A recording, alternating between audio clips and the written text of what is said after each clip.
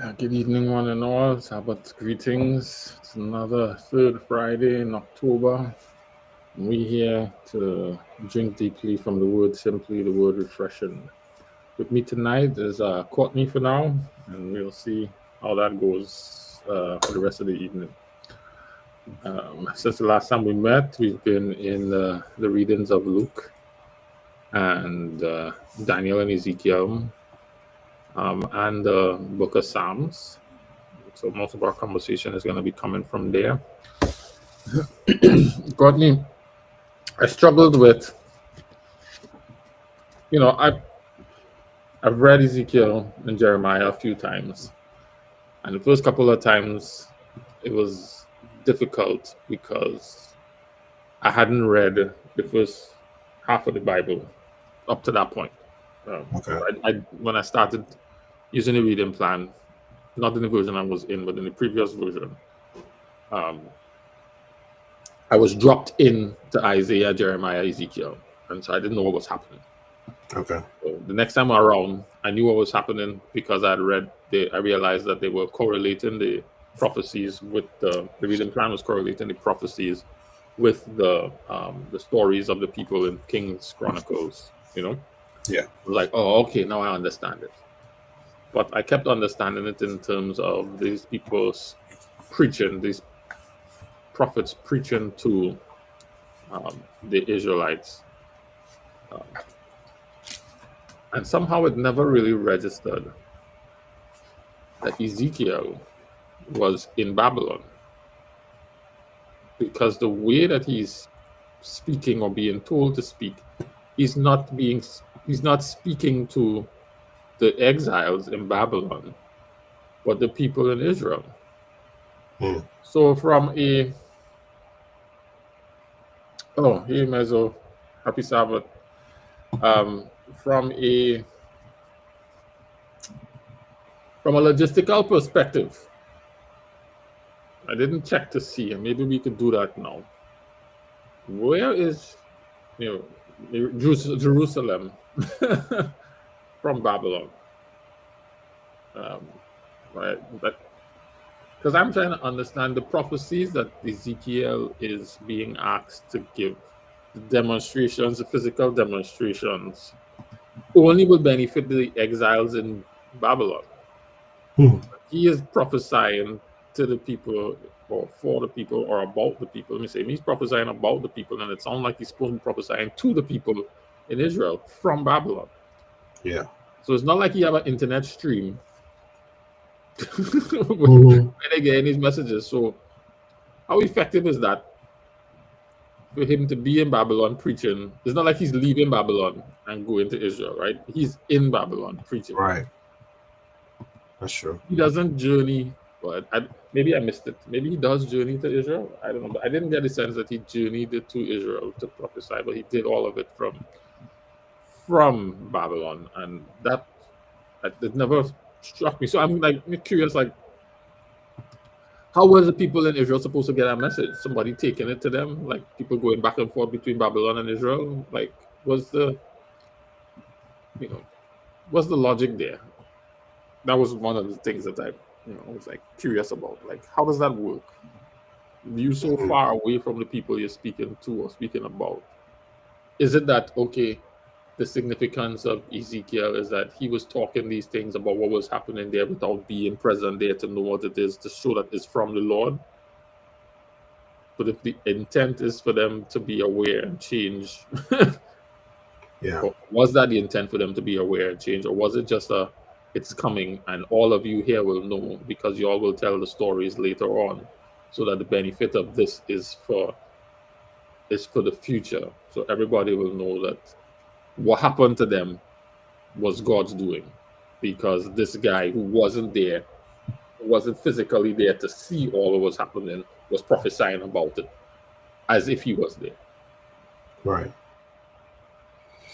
That was my first mission. I was like, but you're not even local. Right. It's like you in Baltimore preaching about happening in DC. Like, without TV and internet, without a newscast about what's going on in DC, you preaching about what happening in DC from Baltimore to people in Baltimore about DC. I mean, it's probably further than that, but you understand what I'm saying? No, I got you. I was trying to wrap my mind around. That. I know it's not really salvific. It's not going to change my walk with Jesus in any material way, but it was still amusing. I had as I'm reflecting on. So why would you go that route? Like, what's the effectiveness of this? The only thing I was able to come up with was the independence of his local ignorance would validate the legitimacy of the message coming from God. Right. That was the only thing I could land on. But I was wondering if you had any additional thoughts or insights.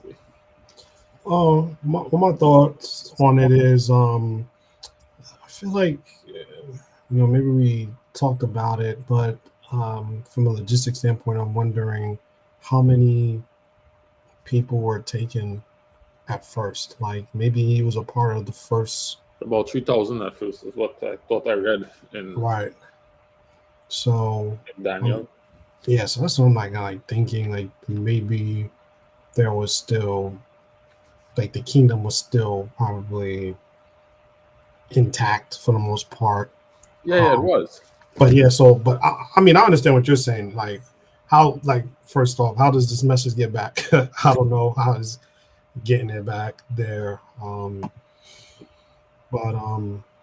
Yeah, it was, Courtney, because what the time that Ezekiel is preaching is at the time that he went with the first set of exiles, which was the nobles and all of them, right? Yeah. And the young boy was the king, and Nebuchadnezzar made the uncle king. Take the uncle, rename the uncle to Zedekiah, and make him king. And then for 11 years, Zedekiah ruled, and in that period is when Ezekiel was preaching, because even in what we read today or yesterday, it was today. Zedekiah got called out by name in Ezekiel 21, verse 25. King Zedekiah, your day has come. You are an unholy and evil prince in Israel. The day for you to be punished is here. So he gets called out by name, and that's the period that Ezekiel is preaching in. That period, because Nebuchadnezzar goes back because Zedekiah, he's rebellious to Nebuchadnezzar. Like, oh, you're making me come back? If I have to come back here, you'll see. It's kind of right. When then he dealt with that, and that's when they destroyed the temple and they burned down the place and all that kind of things. Like they leveled the place to the ground after that. Yeah, I guess he's speaking again. They're being committed to that kind of rejection of God, that rebellion. I think we talked once before. It was like where it's like God has put these powers in place. So in a sense, he's probably just saying, all right, this is what I've ordained them to be in charge. So he's like giving them the outline. But I mean,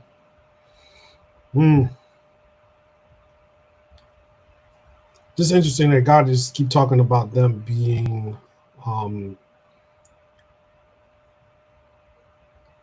like hard-headed. Let me see. That's like Ezekiel 2:4. Yeah, the people I'm sending to very stubborn. So yeah, they're refusing to obey. They want to listen. So it's like, they're being given a forewarning of what will happen for whatever the reason there. But it's like you already knew that they're going to reject what he said, reject the words, reject the warning.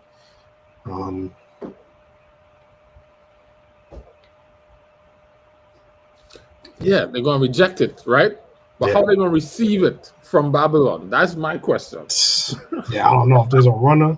There's somebody's sending, hey, I saw this Ezekiel lying down, and boy, did you know he was cooking his food with cow dung, as fuel? Yeah. Like how were they getting that message? How was Zedekiah and anybody sending a message, a messenger bird to go That's what you think I can think It wasn't of. like he was, preaching online and they watch it on YouTube. Yeah. So yeah, that's why it didn't Yeah, I seem don't like an know. That's a good effective point. way to message the people, to send a message to Ezekiel. Like, I'm thinking about God, right? The wise God, right? Choosing Ezekiel. Yeah. Because he gave Ezekiel this vision, right? He was Mhm. sitting by the river with the exiles. He gave them this vision. He Mhm. sit with them for 7 days with his word, and he tell them. But he preaching for Jerusalem in Babylon. And so since God is the one being selective, I trying to figure out what the thought process is here Mhm. by choosing somebody in, because Jeremiah, when he preached, he was in Jerusalem. And so he was telling the people in Jerusalem what was happening, right? And so he was on site. Yeah. Ezekiel remote. He working from home. Hey. Said like Ezekiel's like, hey, they got us. All right. Like, I'm here. So yeah, I see a handful of people online. I'm just curious what you all think about, why God might have given Ezekiel that message to give to the people in Israel. Had you even thought about it before? I just never really sat with, the location and what that all meant, or could have meant, or could have meant. I just, choosing somebody who wasn't local to preach to some people who far away. Um, Trying to follow the thought process, then interested in anybody who might have, some ideas. Unless that's something like I'm trying to think about, but like you said, it's like, what power would that have? Um, mm, I know when we normally read, and so where it comes to for me is because of the nature of this study, is that we often read the Bible and we just read the words, right? But yeah, we don't situate the words in time and place and context very often. Or yeah, I mean, it takes a little bit more training and practice to do that, or awareness that you need to even do that, or why that is important, right? Um, and so I know I've been sitting in this and reading it just, oh yeah, those people real bad. I understand what's happening in terms of, but I never situated it in his location, and so the writer of that has to be significant to the message. Like it yeah, has to have some kind of bearing on the message, particularly since God is the one chose him in exile. So like his whole location is important to the messaging that's being done, to the people and for us reading, looking on. So just trying to better appreciate what that is. I've never heard anybody speak to it before. Not that it hasn't been spoken to. I just haven't come across it. I never noticed it before. So yeah. The other thing that I thought was interesting was in Ezekiel. At the time it was Ezekiel 4-6, right? That chapter. Particularly chapter 5, verse 13. So we could go there. Chapter 5, verse 13. This is when I first noticed it, but I also noticed it reading on some more, and particularly in today's reading. But okay. I saw Batman made a comment. Shock value and unrefutable impact, like Jonah to Nineveh. Oh man, you're gonna have to write a paragraph or come online to unpack that. Yeah. Shock value and irrefutable impact from far away. I want to hear more about that, about the shock value part. I get irrefutable impact. I could perceive that just from your statement, but I'd like to hear a little bit more about the shock value. Oh, you see who just joined us there? It's the birthday boy. Oh. Celebrating party in any Bible study. Oh yes, happy birthday, brother. Yes, sir. Family, What's up? Good, what's good. going on? Back from champagning and campaigning. Get fresh. Dude, Get fresh, like you either had Fresh. enough or the party's still going. That's what it looked like. wait, no comment. Here what I want you to comment on, right? I want you to comment on what we're talking about here. So I'll explain that. So I was reading Ezekiel and it dawned on me for the first time. You know, you read the Bible and you just kind of read, he's talking to Israel, oh, they're bad, and you're reading about it, and you don't really situate the circumstance. Ezekiel was in exile in Babylon. And he wasn't preaching to the people in Babylon. His message was for the people in Jerusalem. How are they supposed to receive that message? Oh, but maybe it wasn't for. Maybe it was about. Yeah. Maybe it was just about the people in Jerusalem. But I was trying to make sense of why you would choose a man who far away to talk about what happened in far away. Because, you know, it almost sounded like he said, speak to, what was he said in chapter 1 and 2 and 3 where he gets called? I think that's where it is. So let's go there. Yeah, let's go. Courtney, if you want to read chapter 2, because this is the shortest one, but it's like the intro where he starts to get guidance around the messaging. Okay, so Ezekiel chapter 2. Yeah, you can read from verse 1, Ezekiel chapter 2. Okay. He said to me, Son of man, stand up on your feet, I will speak to you. As he spoke, the Spirit of the Lord came into me. He raised me to my feet. I heard him speaking to me. He said, Son of man, I'm sending you to the people of Israel. That nation has refused to obey me. They have turned against me. They and their people of long ago have been against me to this day. The people I'm sending you to are very stubborn. Tell them, here is what the Lord and King says. They might listen or they might not. After all, they refuse to obey me. But whether they listen or not, they will know that a prophet was among them. Son of man, do not be afraid of them or what they say. Do not be afraid, even if thorns and bushes are all around you. Do not be afraid, even if you live among scorpions. Do not be afraid of what they say. Do not be terrified by them. They always refuse to obey me. You must give them my message. They might listen or they might not. After all, they refuse to obey me. Son of man, listen to what I tell you. Do not be like those who refuse to obey me. Open your mouth, eat what I give you. Then I looked up. I saw a hand reach out to me. A scroll was in it. He unrolled it in front of me. Both sides had words written on them. They spoke about sadness, sorrow, and trouble. Right. So maybe he did leave and go to Israel. Maybe I missed that sentence. I'm sending you, verse 2, 3.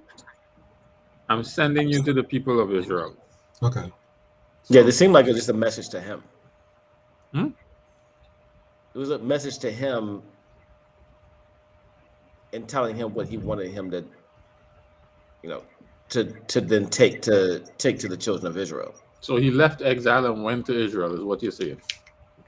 That's what it sounds like to me. That's how I read it. No? Yeah, I mean, let me see. If it just says take. It just seems very specific to, like, I need you, I'm calling you to do this. Right? And to say this. Say to you. Because I'm sending them to you. I'm sending you to them. Go and speak to the children of Israel. Okay, so maybe I missed that. It's a good thing I came back and read it. Because it was so neatly positioned that he got this message in Babylon. Like chapter 1 clearly places him in Babylon. He was in Babylon as a prisoner. Chapter 1 verse 2, chapter 1 verse 3. But I didn't appreciate or understand that anybody who was in Babylon as a prisoner got to leave to go back to Israel. Because if Ezekiel could just pick up and go as a messenger, why everybody else didn't just go home? All right? Right. Yeah. So that's kind of why I never considered that he was. God is saying, I'm sending you to them. Right. But it sounds like I'm sending you to them from here. You know, so maybe I need to do that a little bit more. Thinking maybe there's more.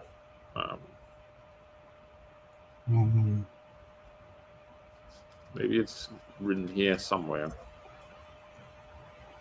But yeah, I was trying to figure out why he would say, I'm sending you to speak to, so now What is clear is that I'm sending you to talk to them. Right. The message Correct. is for them. It's not about them. Right? The What do you instruction mean? in chapter 2 is that the message is not about them, it's to them. It's to them. Correct. Yes. So that's where I was, and that's what I thought I understood, which is I why I got was you. trying to I got you. understand why you would give the message to someone who's in Babylon if the message is to people who in Israel, because they're not down the street, right? Yep, I'm with you. So that's what I was trying to. That's what I wanted you to weigh in on. Why would God do that? But if Ezekiel got the leverage to leave exile and go back home, and he was able to do that, okay, that could make more sense. That makes sense. Yeah, I'm with you. But I'm sure from the reading, like, you didn't see any verse like explicitly saying that, right? Like, oh, Correct. he left. And I did not get the sense that he did leave. Because chapter 3 says he got this message, all of that, I'm sending you wherever, and then he sat, the end of chapter 3, the Spirit lifted me and took me away. My spirit was bitter. Chapter 3 verse 14. Then the Spirit lifted me and took me away. My spirit was bitter. I was very angry. The power of the Lord was on me. I came to my people who had been brought to prisoners to Tel Aviv.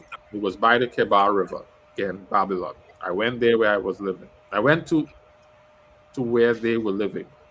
I sat among them for 7 days. I was very sad and scared about everything that was about to happen. After 7 days, a message from the Lord came to me. The Lord said, Son of man, I have appointed you as a prophet to warn the people of Israel. So listen to my message and give them a warning for me. So again, clearly now I'm sure that the message is for them, right? And he has to deliver it to them. But I never get the sense, never really shows. Get up and go out in the plane. He went out in the plane. He saw the Lord standing there.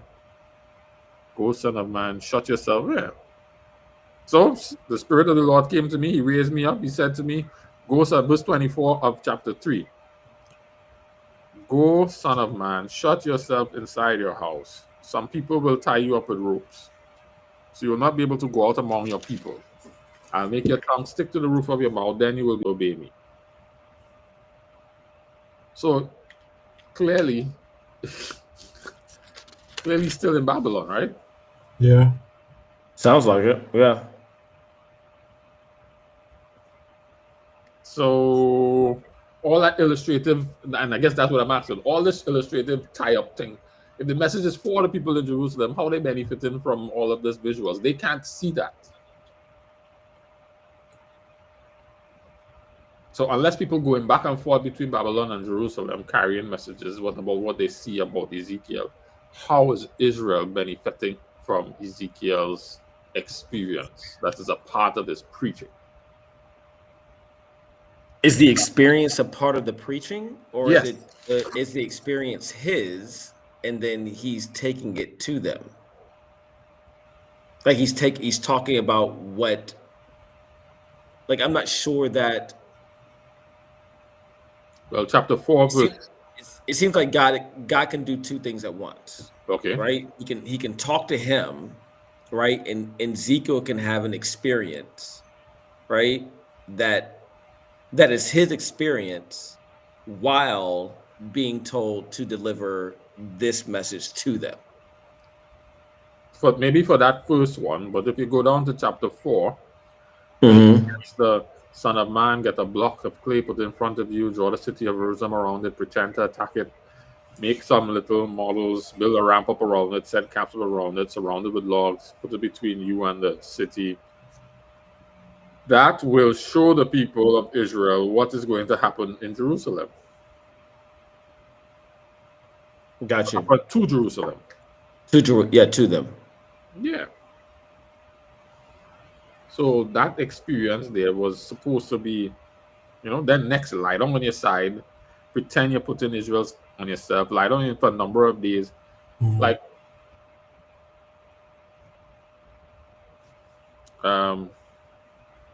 yeah. All of that is visuals, part of your messaging.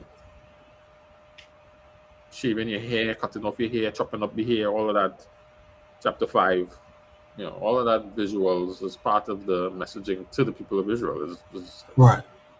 But like you said, you're like, hey, there are some Israelites that are there in the city that could see that. But how are the other ones? Yeah, you never put that in there. Never put what in there? No, go ahead. Sorry. You're good.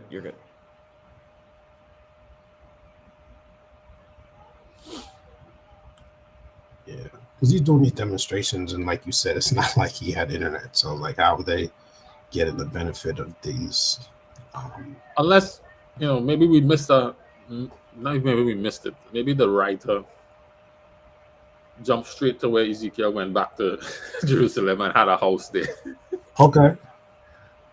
But Really? maybe Really? he just skipped over that part, right?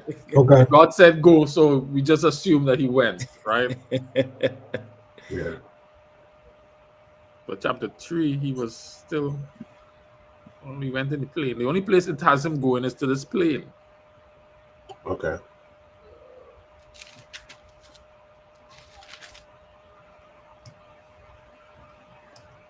I need to go back through it. Yeah. I never tied them together. Me neither. That's why I tell you I was musing about it this time. Because I never really thought about it. Hey, Lorraine, good to see you. I don't know if you know what I was musing about. I'm trying to figure out how. I missed it all. I was just letting you know. I'm trying to figure out if Ezekiel is in exile in Babylon and being commissioned to speak to Israel. And it doesn't really show him moving to Israel.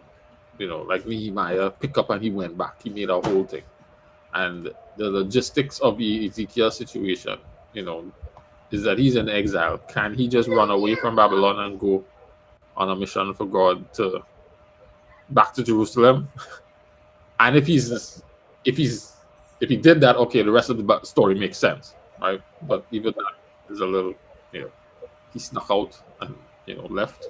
How come nobody else snuck out and went back? Why Daniel and them stayed? And then God told them to stay and settle down and live there, right? And the people were supposed to be in exile there for 70 years or whatever, So the back and forth between Jerusalem is plausible, but unlikely, but possible.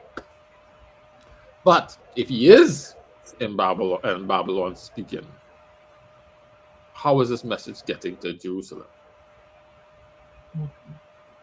Since it's for Jerusalem. It's not about Jerusalem, it's for Jerusalem. How's it getting there? How are these visuals of all these things that he's doing? These 390 days he lie on his side, right? Who benefiting from that in Israel if he's doing that in Babylon? And so I'm trying to understand why God chose him to do that from Babylon, because he was minding his business in Babylon, right? And God said, hey, I have something to show you. So that's what I was musing about and inviting you guys to help me figure out what's happening here. Mezzo said, sometimes people don't accept a message from their own, so God sent an outsider to deliver the message. Okay. Either they listen or they don't, but it could increase the possibility that they might receive it. He is an outsider in the sense that he's not local, but he's an insider from the standpoint that he belongs to the group of people. Right? He's a Trinidadian living in New York, preaching preaching to Trinidadians in Trinidad. Yeah. That's essentially what Ezekiel is. He's living in New York. And that's the thing. Did he leave New York and go back to Trinidad?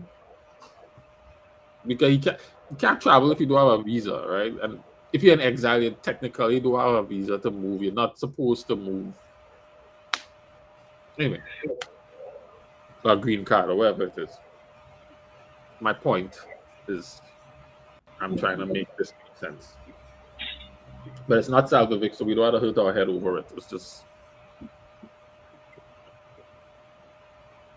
No, but it's all part of the...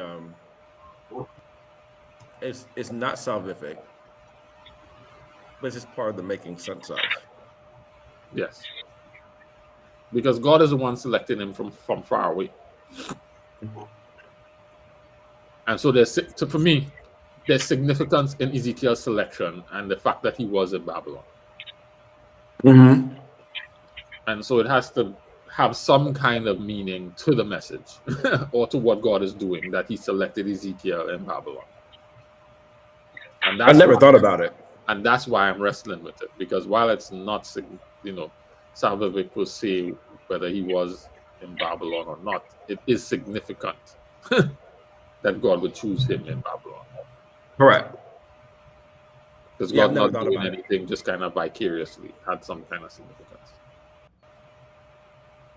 So.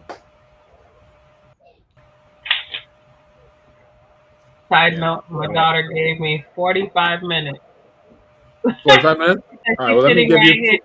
No. She's going to stay here for 45 minutes is all she's going to give me. So, well, you got the puppy? My mom. Oh, she's giving you 45 minutes of her time? Yes, of her time. Oh, okay. But she's listening. Then I won't poison her mind with what I was going with next. No. Go ahead. No. Go ahead. No, so what the next thing I was going poison away. The reason I call it poisoning is you guys have been around for a little bit and have a more firm, grounded appreciation for God, right? And who he is, to be able to not reject my idea, but not allow it to steer you away from him, right? And your understanding. Or corrupt your picture of him. That's the word I'm looking for. To corrupt your picture of him. Yeah. I don't know what her picture is or how firmly shaped it is, and I don't want to corrupt her picture of it. Because what I'm about to point out is true. It is true. Then, but there's a but. But there's time for her to fix it. You're fine. You're good. It's time for her to fix it. Yeah, she's young. Go ahead. Right. So Ezekiel chapter 4 and 6 is where I was noticing that there was a pattern developing in the language that Ezekiel is, or the writer of Ezekiel is saying, is being attributed to God. God speak. Right? So it's God saying these things according to the writer. And one of the themes that starts to come out is God what's the word I'm looking for? Satiating his anger. That's evidenced in Ezekiel 5 verse 13. But we'll go back a little bit from before that.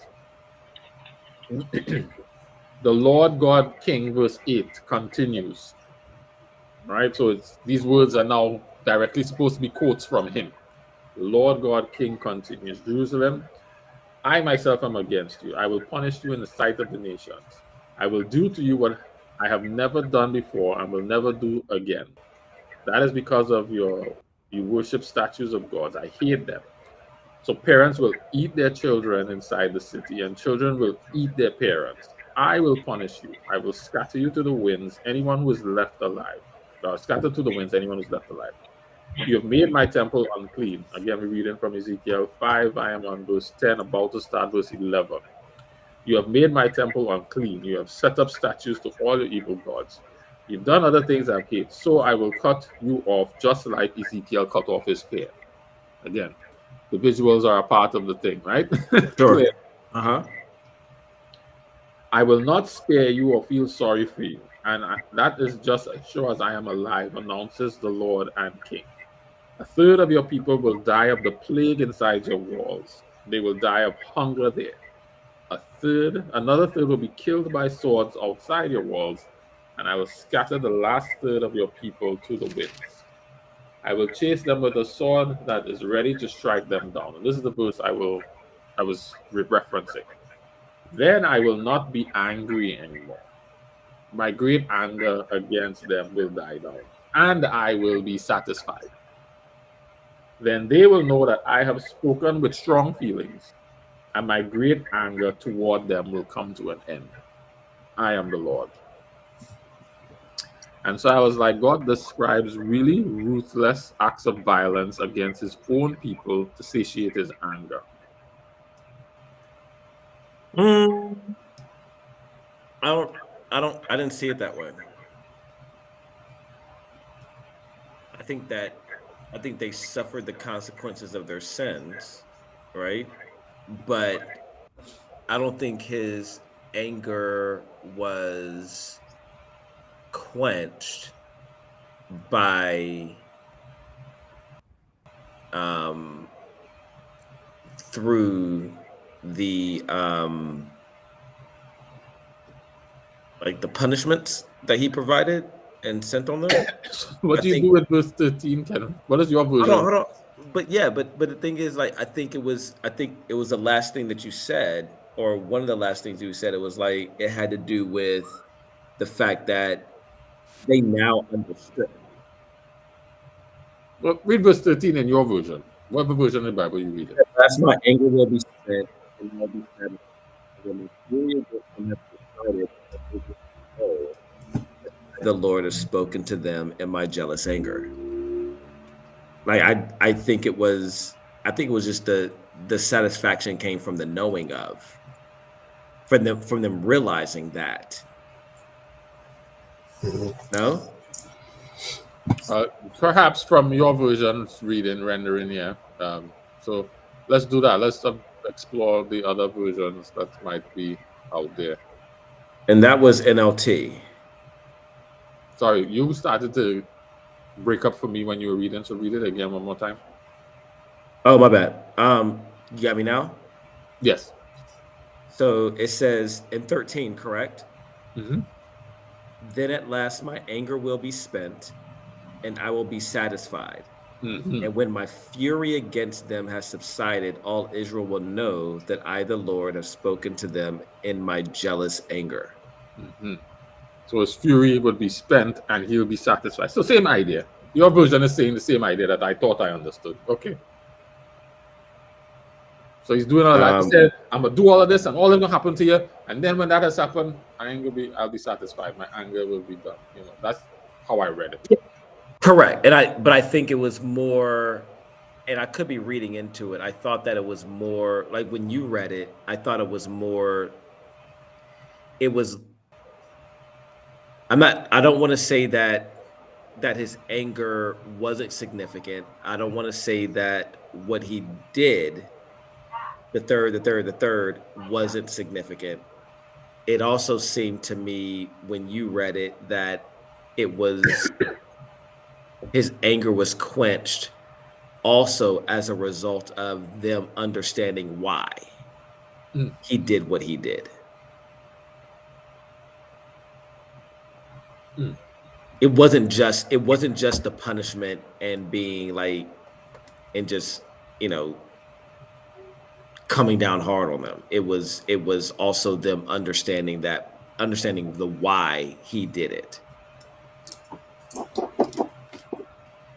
So his anger will be satisfied because they'll have an appreciation. And when my fury against them has subsided, all Israel will know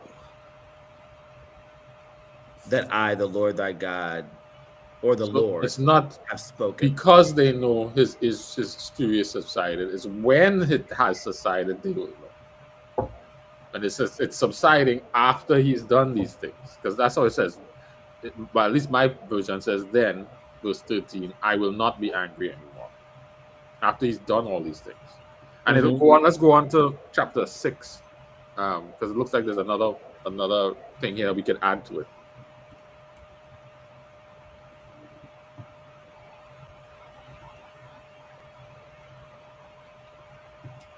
Chapter 6. Let's go from verse 11. You can read all of it, but okay. The Lord and King said to me, clap your hands, stamp your feet, cry out, how sad. Do this because the people of Israel have done so many evil things. I hate those things. Israel will be destroyed by war, hunger, and plague. The one who is far away will die of plague. The one who is near will be killed by the sword. Anyone who is left and is spared will die of hunger. The people will, and in this way I will pour out my great anger on them. Then they will know that I am the Lord. Chapter 7, verse 8. I'm about to pour out all my great anger on you.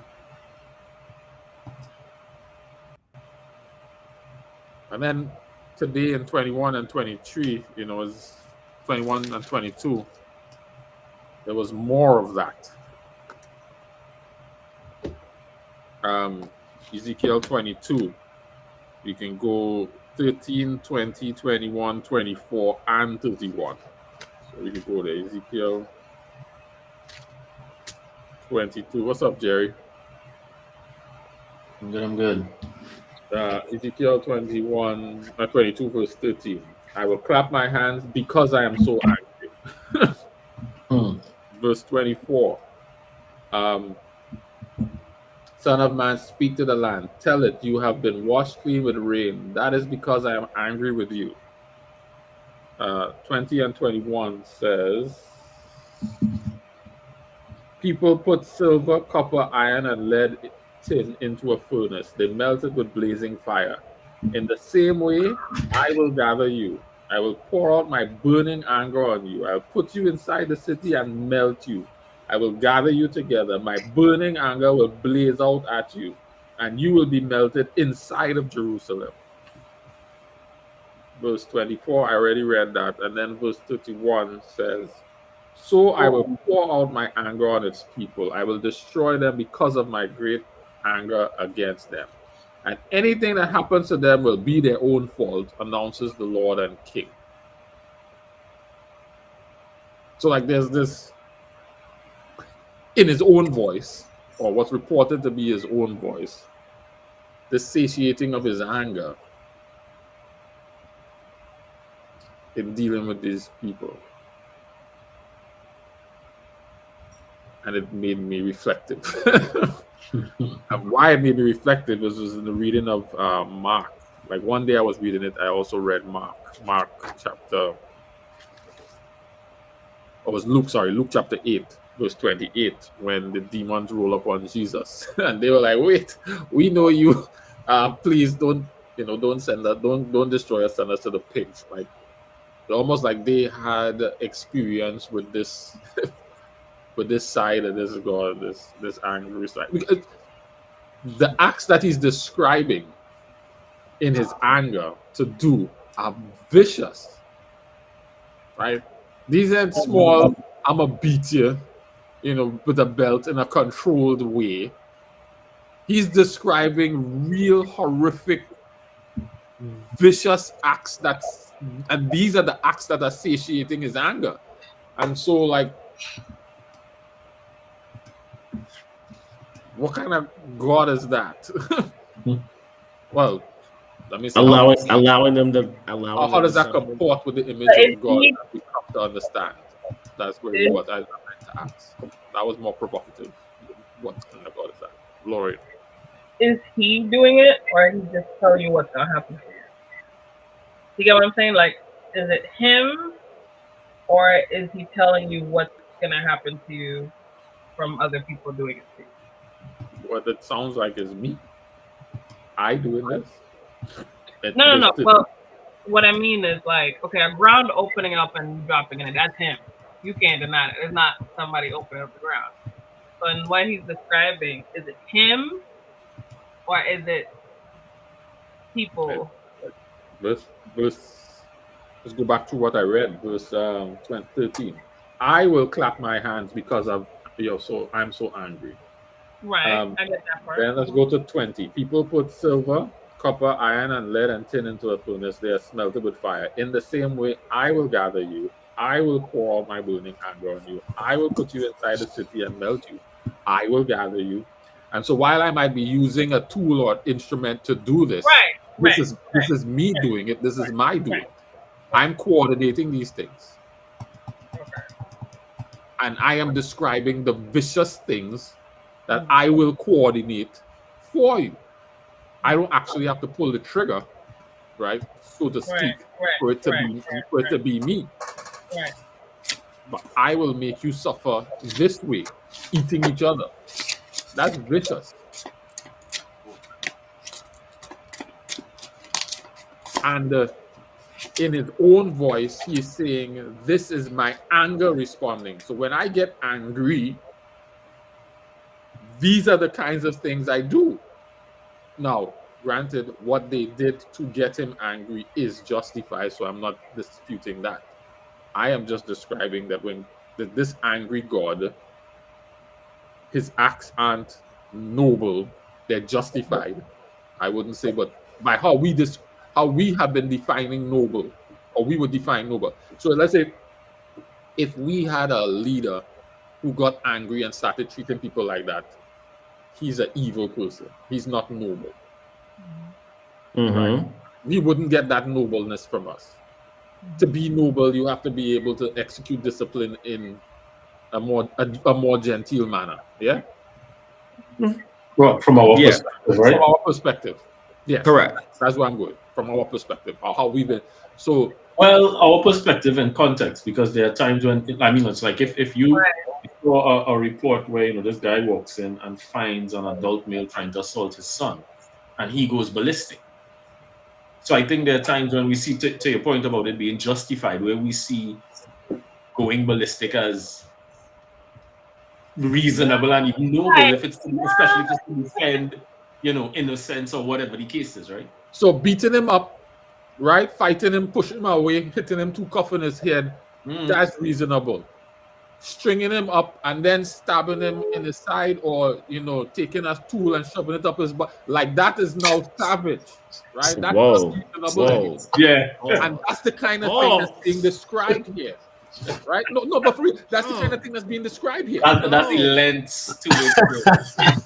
But I think, Jared, what we miss sometimes, and our interpretation, we always have this very, I don't know if it's because we think Jesus looks like what, because that was Michelangelo's uncle or something that he drew, right? So I don't, and the guy was kind of soft and effeminate. So I don't know if we always have this gentle Jesus, meek and mild image. But the first thing he says about himself is first he's just, then he's merciful and slow to anger. But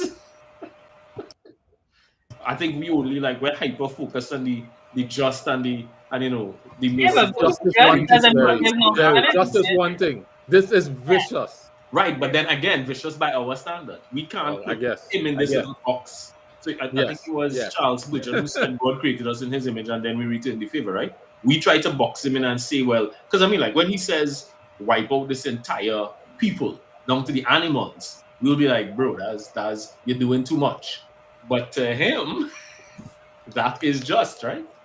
There's one thing that always struck me when there were children of Israel who were disobedient, and he opens the ground and swallows them up for their disobedience.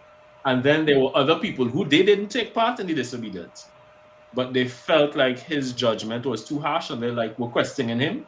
And he's like, "Oh, you have a problem with this?" So he opens the ground and swallows them too. Because again, that's his definition of just, right? So, sorry. I like to tag in here real quick. Which chapter were you referring to with verse 15? Might as well just drop that in the chat. You said verse 15 says more about anger. I was just trying to make sure I follow in which chapter you were talking about. Oh. Courtney, you were saying something? No, we could find that. But I was saying I was going to tag in with something else. I guess the justification for it, some of these actions from God. But let me see what chapter and verse you're talking about. No, I was asking Mezzo because she's the one posted in the chat. So yeah. All right. Well, whenever she gets to it, I guess we could get to it. But I was wondering if there's a relation between what God's. It's like you seem like he's reached the. It's like talking about he's reached a breaking point. It was it's been going on for a while. And now he's like, all right, I'm fed up.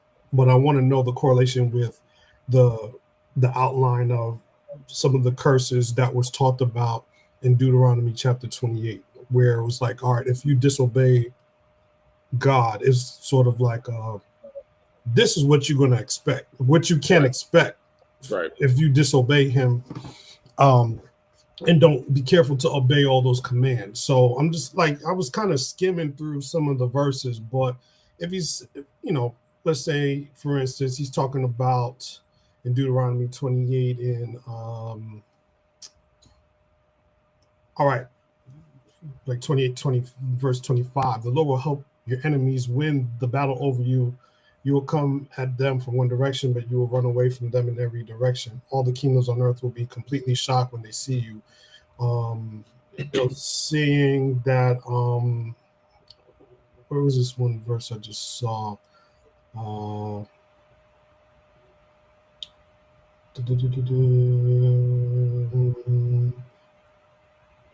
looking for the verse. I just read something where it was saying that he's going to take the land that I'm sending you to. So this is before they even left, with Joshua to go and take this promised land.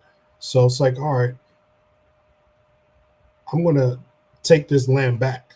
So everything that I'm watching or we're talking about is like, all right, this is probably been going on for some time now. And God is saying, look, all right, I told you guys and your fathers' fathers and everybody, I told them that this was going to happen if you guys were to go against me. And it's like, I feel like what we're reading is how God depicts his people like his woman, like his wife, right? Mm-hmm. It's like, all right, you've been cheating on me, and you've been doing. Now it's like he's just unleashing. It's just straight all the rage, and like that's what I'm looking at it. It's like, all right, this is jealousy. This is like husband's fury, and he's not sparing nothing. Like, right. I'm with you, Courtney. So God is just. You mess up, you do this thing, you have the standard, he promise, and then he's faithful. He promised the consequence, he delivered the consequence, right? So I ain't questioning that.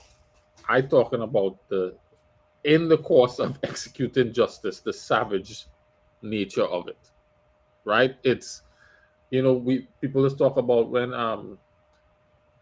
Janet Jackson's character in Good Times get licked with, get the punishment, she get burned with the iron. If it's burned with the iron, she get burned. That's what happened in that episode. Mm-hmm. And people talk about how vicious that was to the mother, do that. Or, we talk about when we grew up, we used to get licks, but our parents start beating us with anything that they could find, iron, and then we now defining that as abuse, right? Spankings is one thing, corporal punishment is one thing, but some parents just go too far. They leave welts on your skin and it's not the punishment that I'm describing, because God is just in delivering punishment. But this is, and I guess maybe I'm sensitive to it because my mother took a unique course of action that I have found beneficial. Mm-hmm. Not discipline us while she was angry. Okay. Right? She would wait till she was calm, cool, and collected, and then address the nature of the issue, and then discipline us according to that. Right? But here we have this God who is angry, and in his anger is describing some horrific things. And so that's kind of where I was, ruminating on it. The vicious nature of it. We know that the anger that's written is the actual anger, like it's actual anger, or is there something else? What do you mean? What does that word mean? Another emotion that this could be, that he could be emoting here at this point. I could look into it. I never looked into the word study on anger. While we look at Courtney, can you or Jerry, can you look that up? I want to bring in some comments. Chevy is online here with us, but he's not on video, so he's in the chat. He said, we try to understand God, and sometimes we just can't. At the end of the day, he's God, and he can do as he wants. Absolutely, he can. It is often not the person, but the sin. That is why the first time he did the flood. True. Okay. I think Mezzo made a similar type of comment. Yeah, here it is. But it is... Sorry. this further speaks to what I mentioned the last time, that God is not ruled by the guidelines he outlines for mankind. We are not called to be like God, but like Christ. Different. I mean, God drowned a planet of people.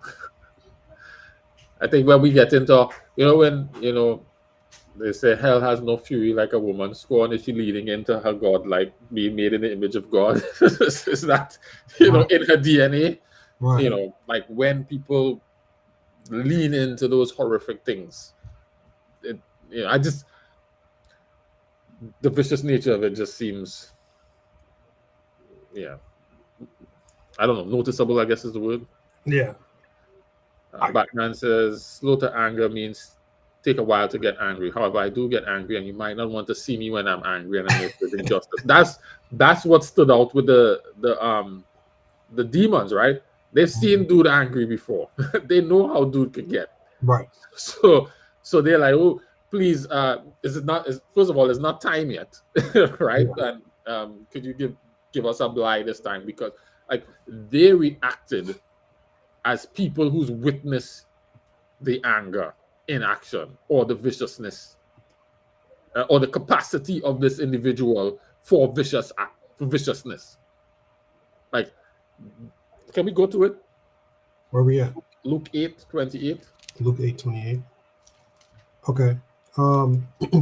When he saw Jesus, he cried out and fell at his feet. He shouted at the top of his voice, Jesus, Son of the Most High God, what do you want with me? I beg you, don't hurt me. Yeah. I mean, you run into somebody for the first time. The first time you see them in a while, and the first thing you're going to think about what he's going to do to you is hurt you as you're begging on your knees. Like, what kind of thing? That sounds like a trauma response, just. Hey. And given the kinds of things that God is describing in what's being reported as his own voice about the things he's going to do to these people who have caused him to be angry by their problematic behavior. So I am not at all trying to justify anything that the people are doing, right? Yeah. Or what is that? My watch tell me I'm doing strength training. Oh. Oh, you stressed. Yeah, it's that anger. It's the anger. Spiritual strength. About to turn into the whole right now. That's cool.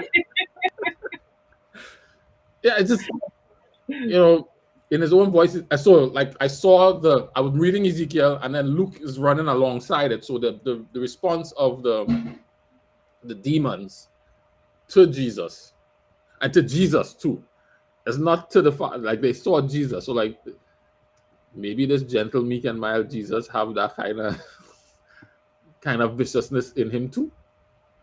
Right. But what if you contrast the people? Like when Ezekiel is telling them what will befall them, their reaction, the ones that are still left back in Jerusalem, Judah, they are more like, oh, he's gonna come through and save us from that. Like again, it's like oh no, he would never do that. Like you know what I mean? So again, I'm thinking of some spouse of some sort that would, oh no, like they're not gonna be tripping about this. Like, oh no, like so I think they're looking at like, yeah, they don't know who they're dealing with almost like so oh no. Is there a different responsibility that a creator or the maker of someone or something has? Right? Is there a different expectation there? So like if I created a painting or some artwork, right? Because I'm creating, like it wasn't what I wanted. It just didn't turn out what I wanted. I would completely I would throw it away, trash it, break it, whatever, and start all over again.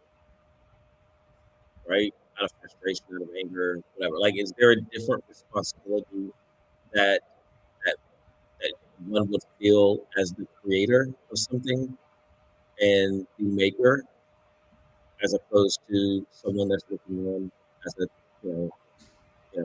third party, like we are, like a steward, right? The owner's responsibility versus a steward, like kind of something like that. Or we're not even steward. saying, like, we're looking at it third, a disinterested third party to a certain extent, right? We have no fight in this game, right? We have no responsibility here, and all we do is judge and then determine, right? Opposed to someone that has an intimate, like that thing that they created, is it hits different when it's yours. But if you're out here misbehaving, correct. I just wonder if there's a role for that in this. I believe so. I'm not even challenging that, Kendrick. Because he's God. So one of the things is the people were acting up, and he was right in his responsibility to deal with it as he saw best. Right? Correct. And beyond that, he promised them, if you all act up, this is what's coming. And he was faithful to deliver that. So at least two things are true about God. He's just and he's faithful. Right? So those are not in question here at all. Okay. It's in delivering justice. This dude is vicious. Like what it looks like. Yeah. What it looks like. Yeah, that's my point though. And he administers justice in his anger. It's not while he's calm and collected. And if you've ever seen anything or anyone who's angry, the kinds of things they do when they're angry are different than what they would do when they're calm and collected. Well, so I guess my brain, when I think God's anger, I don't think uncontrollable anger. I think very intentional. I received that. You know what I mean? So like where we in our anger doing something is uncontrolled, we're not thinking, we're whatever. He's like, I know what I'm doing. Yes. So, I'm not out of control right now. This is not suggesting he's out of control. He's viciously controlled. Right. His viciousness is controlled. And so but it's still vicious. It's worse. It's really worse. It's worse. So, but is vicious based upon is vicious based upon what? Based upon 2025 standards of how things should be done? Yes, and that's where I'm going, Kevin. By my standard, it's vicious. No. That's what I'm saying. Yeah. By my standard, it's vicious. Someone reading this, 1,000 years ago may think completely different. Yeah. But my thing is, if God tells you these are all the blessings if you obey, and these are all the curses that I'm gonna put in there, he outlined everything that he will do. And then he said, all right, you want to be in this committed relationship with me now? Like, I gave you what it's going to be. And you're like, yes, I agree. How you going to ask the price? Because it's like he gave you the blessings, and this is what will happen if you don't. Then follow that up with, all right, do you want to be in this covenant with me? And then you said, okay. So it's like you agreed on the dotted line, like, yeah, I'm down with this. This is what you said. Like, that's you can't say like, I didn't know. Like, nah. He told you exactly, and he did everything. And then he turned around in 29, Deuteronomy 29, 25. Right. It's like, look, like he did it, and then he put down the like this would be the reason for my anger. So he already knew. Like he already told them, like, when I get angry and I do all these things, everybody's gonna know this is why I did it. It's like your mom and daddy told you the same thing at some point. Yeah, but how many times have we been told one thing and I'm like, well, I didn't think they meant that. It's like that happened. That happened with and I'm like, I know what I did. Like that happened with you the other day. Really? What happened, Kendrick? Tell us about it. You said something. I was like, man, you ain't mean like that's not what you said. Sure. Like that's what you said, but it's not what you said. Nah. And then we got a whole thing. But the thing is this, as she walks in here. No, don't feel the wrath. Did you feel the wrath? Don't do that. Yes, tell us about Kendrick's wrath. But Jewel has a good so But the thing was different about this is that I can't give life, which means I can't take life. So he can. Yeah, but why does he have to do it? Why does he have to do it in such a vicious manner? Why not? It's in my passion, my love. I just don't know. Like, I don't know how you ask the king, the king of the universe, like his methods. He can do whatever he wants to do. Yeah. Let's make it like how it is nowadays. People will be like, why is it that certain lovely people get so crazy when they're in love, and they'll lash out and react, you know, like what you mentioned earlier about this wrath when you get scorned. I think it's the same thing. He loved that hard, right? That deeply, that he is offended when you sit there and you go back. Rightly so. He's rightly so offended. It's like, what? So you're just caught up on the violence of it? Yes. But see, like we said, though, it's different. Absolutely, times. the violence of it. And here's why. So walk me through the violence of it. So it's not just the violence of it; it's the violence of it in anger to satiate the anger. It's the satiation of the anger through the violence is where I am hung up. And at the end of it, like one of the things I saw in Ezekiel before, but like reading it differently now, is that at the end of it, he says, then they will know that I am the Lord. Now, when I first started reading that, I was talking about then they will recognize my authority. But then I realized that what the verse is actually saying, because that Lord there is his name, not his title, is then they will know about me. Then they'll know who I am. Ask about me. Ask about me. This is who I am. Don't play with me. Because you mess with me, this is the kind of thing I just do. Right? So, like, and he said, then they will know that I am him. Then they'll know that I am him, is what he is saying. Correct. I am unleash this violence on you so that you will know I am him. That you ain't gonna play with me in the future. But we're made in his image. We do the same thing. Exactly. Let me put it out there too. We in our current standards push back against people doing that. The only reason is that the difference is I can't give what he can. I'm not the creator. I didn't place these people. I didn't give any of these, this I don't know these people intimately. Like, he created them. And so I think there is a different level of authority, and maybe responsibility. I won't go there, but like at least authority, right?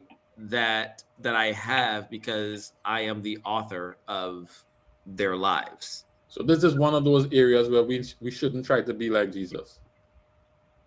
I don't know. Oh, Jesus, we shouldn't try to model and emulate. I can't remember if it was Jerry. Somebody mentioned it here. It's like, I don't know if you actually can. Right? I don't think we have the capacity to understand and to be able to put ourselves in the position of who God is in this situation, because we'll never have enough. But that's not what I was talking to. So just refine my statement.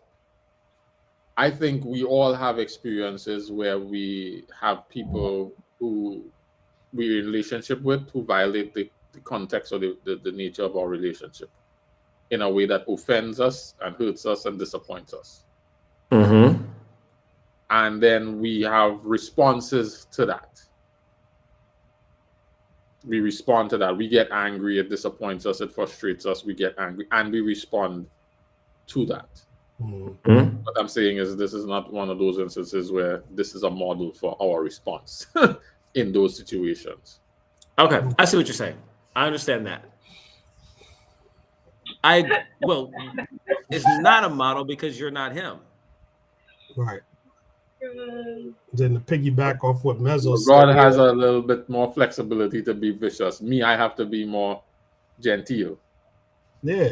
I mean, like, you have to be genteel. You don't. I can't be godlike in those moments. You don't have the authority to. Right. I don't have the authority to be godlike. You don't. I can love like he loves, but I can't respond in anger like he does. He said he is a consuming fire. Like, this is how he's described, a jealous God of consuming fire. Several texts say that, like, literally, that's the fireman. Like, so I don't know. So fire goes before him and consumes his foes on every. Like, yo, this is how they're describing God. So I don't know. It's a little and it's that God that the demons were responding to when they saw Jesus. Yeah, they rolled up on him and saw that. You know how bad it can get.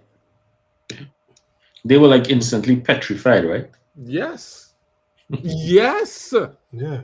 And when they rolled up on meek and mild Jesus, these dudes were scared. Yeah. Correct. Because, like these humans, they don't ask about me. They ask the demons about me. Right. It's like, you hear these young, I was about to say, these YNs talking about, asking. Oh my gosh. Ask about ministry, I'm a real one. He's like, yeah, I'm the real one. Right. The original. Yeah. Right, let me take these comments because again, a lot of comments, fast and furious here. Mezzo says, when Jesus comes again, God will destroy the earth with fire. Folks will burn, not pretty, vicious. Exactly. God is not sitting on clouds being fed grapes by cherubs listening to harps. This verses show the reality. He's hurting and maybe getting closer to anger again. Yeah. So speaking of which, pause, not the other pause, but we pause in here to pull in Jerry's delivery of the words. But the anger and wrath, that consuming fire anger is what this word represents. And I think there are multiple words that he sent. That represent anger, and this is similar imagery for all of them with slight variations, but it's wrath is another word that could be used, which is real strong anger. Batman says he was without sin cast the first stone. Okay, and then I had to copy. Oh, sorry, Cliff is here and he's hidden in the back room, like Kenrick was. My bad. What's up, Cliff? Assalamu alaikum. It's all right. What's going on, people? Chevy says, Alaikum salam, brother.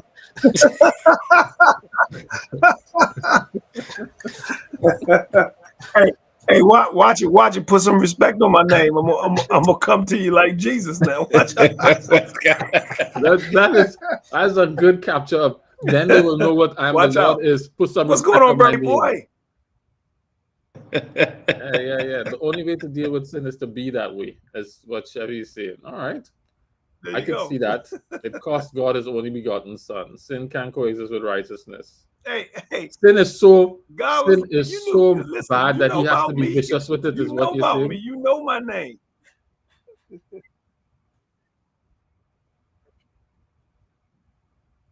Sorry, we lost it. We lost you there, Cliff. Say it again. We lost you there. You were saying something and then you cut out. So we didn't hear what you said. Yeah, let's say it again. Internet acting crazy. The internet acting crazy. You're not hearing me either. Okay. All right. So yeah. No, I was just saying. God was saying.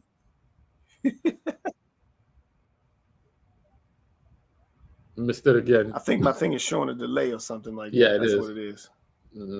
And it's cutting out. It's going in and out. Yeah.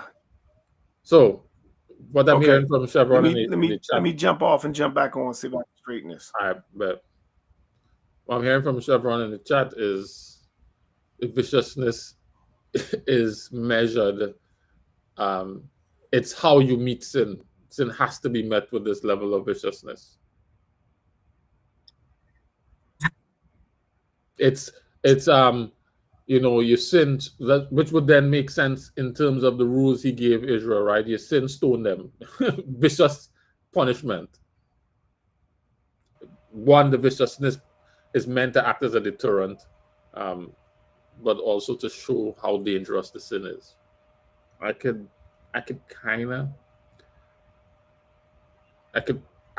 follow that thought process. I see it. I don't know if I subscribe to it, but I see it. I see it as well. Jerry, I notice you've been reflective in set of engagement. What your father say back in the day? So OG, triple OG. Yeah. Because I had taken some text like this up with him many moons ago. And his thing was, we can't box God into our definition of terms.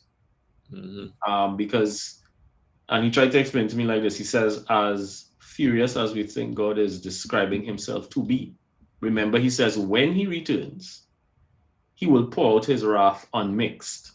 Oh, Jesus. So he's saying everything you've seen and everything I've described is me still muted. It's tempered. And when I do open that kind of whoop, yeah. Literally, if he still is always contained, because Kenrick, you were the one saying about talking about, he put life so you could take it, right? If God's anger was to be unchecked, everything that was created would he would go Thanos on it, right? Yeah, but at least Thanos snapped his finger and people just he don't even disappeared into dust, right? No. This is like the cruelty of the cross, right? Like, which I think Chevy was saying that, right? What we are toying with and entertaining and cuddling and canoodling with is what cost him. Because part of him had to die, and part of him will be perpetually joined to us, like us, because we want to cuddle and canoodle. So he's like, oh no, fam, this is not what we're not going to do is. And again, it's hard. I think it's hard for us to connect all the dots in our mind because we always see him as gentle Jesus, meek and mild. And it's like to think that all that viciousness is still merciful. He could really go 100. I would go a step further and say our society has moved away from a lot of viciousness as well. That's where I am. That's where I am. Our death penalty has to be humane. Right? Correct. But here's the thing. We say our society, but I guess it's which part, right? Because like I was telling you guys, like when this is 2008, so still a little ways back. When I landed in Saudi the first time, they actually had a guy hung from a crane that they were stoning to death because so he has this harness thing on and he's in a public square being stoned to death because they caught him like trying to molest a kid, right? And we in our society, our Western society, is calling that vicious. Minor attracted. Right? No, we're not saying that. Yeah. What they deserve punishment. Mm-hmm. But does it deserve that kind of vicious punishment? We're more humane than that. We've moved into another kind of space, which is kind of why this is striking, because God is establishing this. I wouldn't say vicious standard, but that his approach involves and includes this in his anger. But so I guess this is my thing also, is this like, if God were to write this now, like if this was to be written now and God was communicating this now, I'm not sure that God would communicate in the same way. Right? Because context and where people are and what's going on, and we've had these conversations over time, right? And God communicates to people as they understand it in that particular time. And so we are quote unquote more humane in the way we administer punishment, right? Than people were 100, 200, 500,000, whatever years ago, right? And I'm if the world lasts long enough, right, another 1,000 years, it may be far different and people will look at it differently. Like, I just think it's, in the time we have to remember that the context of, like, he was speaking to and describing something in a time where I would assume people were much more vicious in the way they administer punishment than we are now. Well, yeah, because like even before, like a lot of stuff that I've not learned or heard about historical things that happened in the past, it seems very barbaric, right? And now, like we're more evolved, we're more educated, so we don't do those things anymore. There's a better way. So yeah, we're civilized. Right. Where Jesus wasn't. No. I'm not saying he wasn't. I'm just. I was right. I was gonna say that is true what you said about Jesus, the God talking to the people in the language that they will understand in the times that was context and time specific. But what about them? What about them demons? Their response. But them Bama's were around for a long time. Like they transcended like multiple eras. Their concern though was hurt. Right? They said, "Please don't hurt us." What's the word there? What's the actual word there? That is because I think some versions said torment or something like that. Luke 8. Yeah. But torment demonstrates prolonged hurt and suffering, right? It's like correct. So that's why I'm gonna call that word. Yeah, it's not just you kicked us out. You like put the hurt on us while kicking us out. Correct. Like I think what they look for. I've always interpreted that not necessarily from like how we experience things, but from like they were banished, right? And it's like the power that it takes to do that.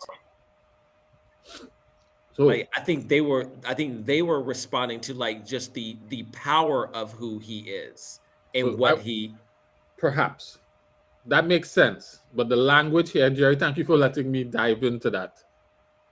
They said, "Please don't torture us."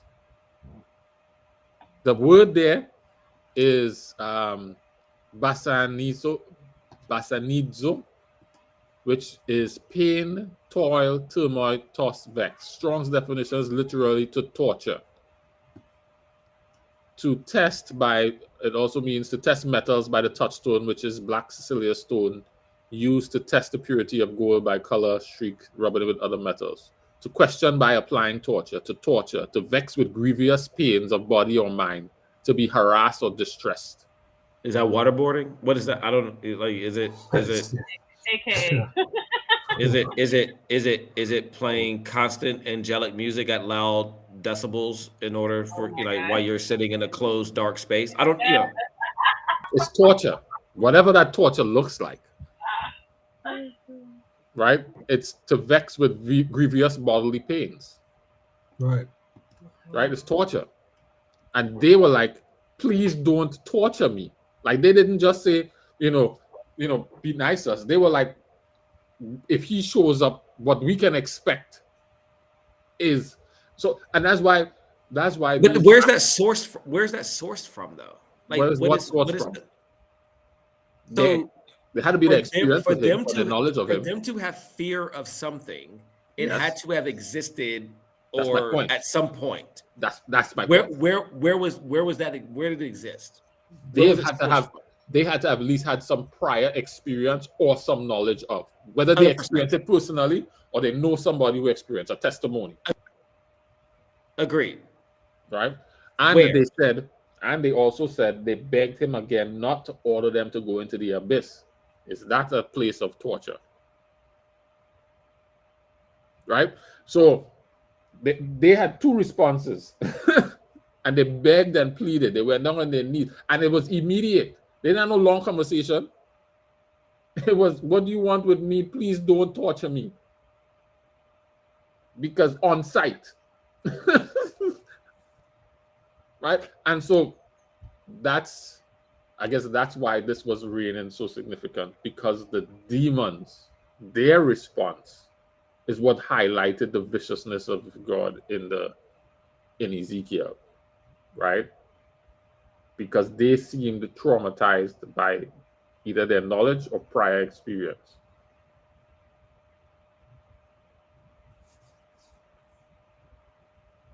So torture is an interesting idea for a loving God. It doesn't align. Torture does not align with justice as we are being defining it right now. And so it's forcing me to redefine what justice is. Because in our civilized societies, justice is not torture. Or torture doesn't go hand in hand with justice. Torture is vicious and not in sync with justice. And so it's a, given that God is using this first person, language to describe his acts, given that the demons are referring to the act, and think about it, they run into Jesus and the first thing that they think that Jesus will do to them is torture them. That's their first thought about this dude. Not just that he has the power to do it, but that's what he would want to do in this moment when he see them on sight. Torture. That is and that's why I said, Lauren, I didn't want to corrupt. That was why I didn't want, because you have to wrestle that idea and push it back out of your mind and allow your character of, you understand the character of God to help, not tarnish the image that you formed. But isn't that part of the problem or the challenge? Maybe I won't say problem, but the challenge is that we've each formulated this idea of who God is, and then we operate from that. I'm sorry, Kerrick. I just saw what Batman posted in the chat. You said what? I just saw what Batman posted in the chat. Oh my god! Oh my gosh, bruh. Sorry. Oh my god. Make your point, Kerrick. I'm sorry. Does it mean anything now? but Kendrick, to your point, the God we see is the God we get, right? And right. I think what we generally do is, you see it with what I call left Jesus and right Jesus, right? Nobody really has very few of us have a comprehensive view of God. So the attributes that are appealing to me, that will work well for me. But Jesus is right. He leans right. Just to say right. Just to be clear, right? but the attributes that appeal to me, I will rock with those. And then the attributes that may not, I will put that on the people who, right? Correct. My friend or whatever. Correct. I think if you that is in itself breaching the first commandment, because we're putting our comfortable, satiated, whatever ideas of God. 100%. Man. 100%. So we all create this idea and this God, and then we operate from that perspective, right? So when we encounter these things that, in this one instance where Jared, it conflicts with what our idea is of who God is, and then some people dig in, right, and try to seek out. Some people are shattered, right, and then they completely remove themselves from the conversation and from who we seeking out and figuring out who he is and how it. And it's not his fault. No, it's not. It's 100% how we posture him and how he's postured to us. Right. Yeah. Which is why I wanted to continue to emphasize the points that as vicious as he is, he's faithful and he's just. Yeah. And I think those are important things to keep in mind, to bear in mind. The how is its own thing, but the what is, he's just. But even in the finding of faithful, and just. He's faithful to his word, is what I mean. He did. Yes. He did what he's going to say. He promised this, and that's what he's doing. That's what I mean by faithful. Correct. Okay. That's how I was defining faithful. He, like Courtney said, Deuteronomy 28. He said, "You all go that way. This is what it's going to be," and that's what he did. That's exactly what he did. So I think he probably should have said, "Y'all would make me angry, and when I get angry, I will do this. Do y'all want to be in this relationship?" He probably should have said that first. Maybe, but it doesn't matter. It doesn't matter. It doesn't matter. It doesn't matter because we don't human being Kenrick too, right? Mm-hmm. Like very rarely do we operate from that mindset, right? So like I remember when I was younger, if something happened and I was given grace, right, and mercy, I began operating from the grace and the mercy side as opposed to what I actually deserved. Right. Did I lose you? No, go again. I was saying, when I was younger, if I did something and I was given grace or mercy, that then changed my thought process and my mind, the way I processed through this thing. And I then began operating from the grace and the mercy side of things, where it was like, they gave me grace and mercy on this one, so I can actually push the envelope a little bit more because that's now my standard, my new standard. And I think that's the way humanity kind of goes about things especially with Christ, with God in this relationship, not understanding and not remembering to the point he is a consuming fire. Like he is, all this stuff is really important to him, right? So his grace and his mercy isn't necessarily the standard that you should be operating from. Like that's not you should actually operate from a higher standard and try to please him and be grateful and appreciative about the fact that you have breath. It also makes the leveraging the grace and mercy approach that you are talking about, Kerry. It also makes the evangelistic thrust of God's kingdom is come. He's about to reunite this whole thing. And in doing that, he's going to unleash this fury on all this other stuff. What you don't want to do is get caught up, swept up in it. And he's extending you this grace and mercy to not get swept up in that. Because if you're swept up in that, this is what that experience can be like. Correct. Because this is what you deserve if you are swept up in it, right? You look for that. And he's saying, hey, I gave you this chance to not be. I think we lose that out of our message because we don't want to do the fear mongering, and people have led into the fear mongering. And we don't want to offend people. Yes, period, Rags. But that appreciation for who's coming and what they're coming to do shouldn't be lost either or watered down either. Say that again? That appreciation for who's coming and what they're coming to do shouldn't be lost or watered down either. Sure. But it should be viewed, as you rightly said, through the lens of the grace and mercy. Because for that guy to be gracious and merciful should be significant to us. 100%. Because when that guy, decide he ain't dealing with it, that's a problem. So when he's merciful, that's a big deal. And you can't get mad when he's not. Huh? And you can't get mad when he's not. Like that's the standard. Like the deserving is like, death. Right? That's the standard. Anything less than that, if you get to observe anything other than death, that's a win. Yeah.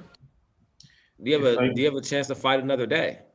So I would go beyond that, Kenrick, and say it's not just death, because you could die peacefully in your sleep, right?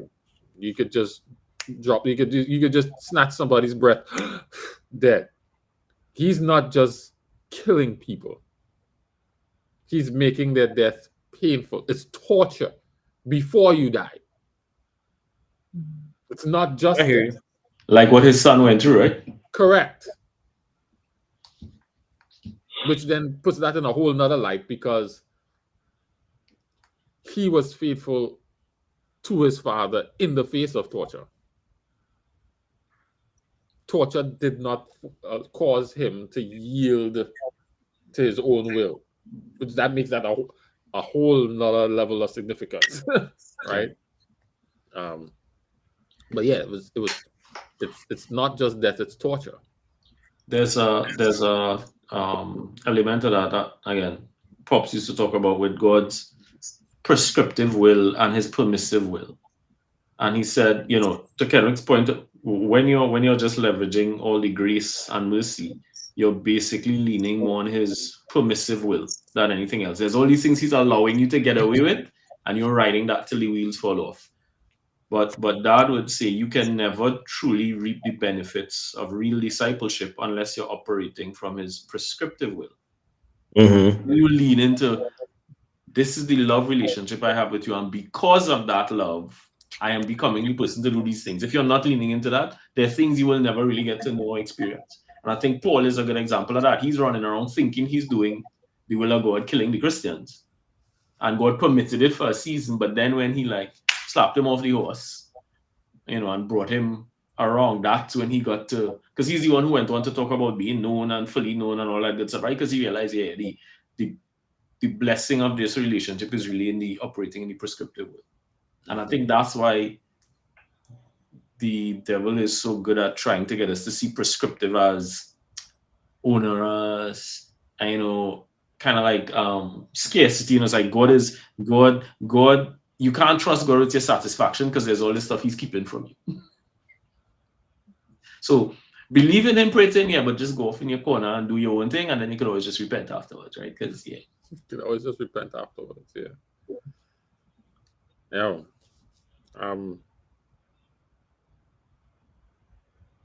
That whole "then they will know that I am the Lord" changes it.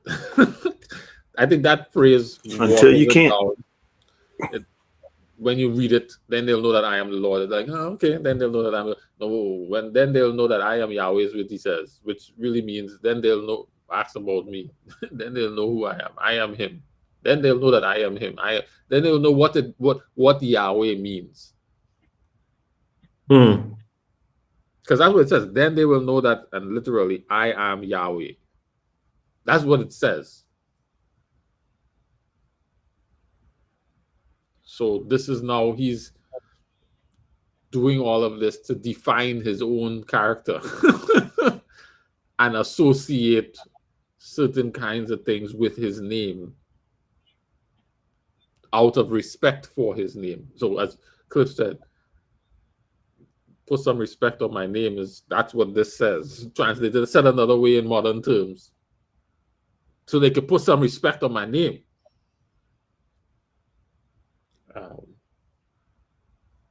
I guess I had to be vicious to do that, to get that respect. like them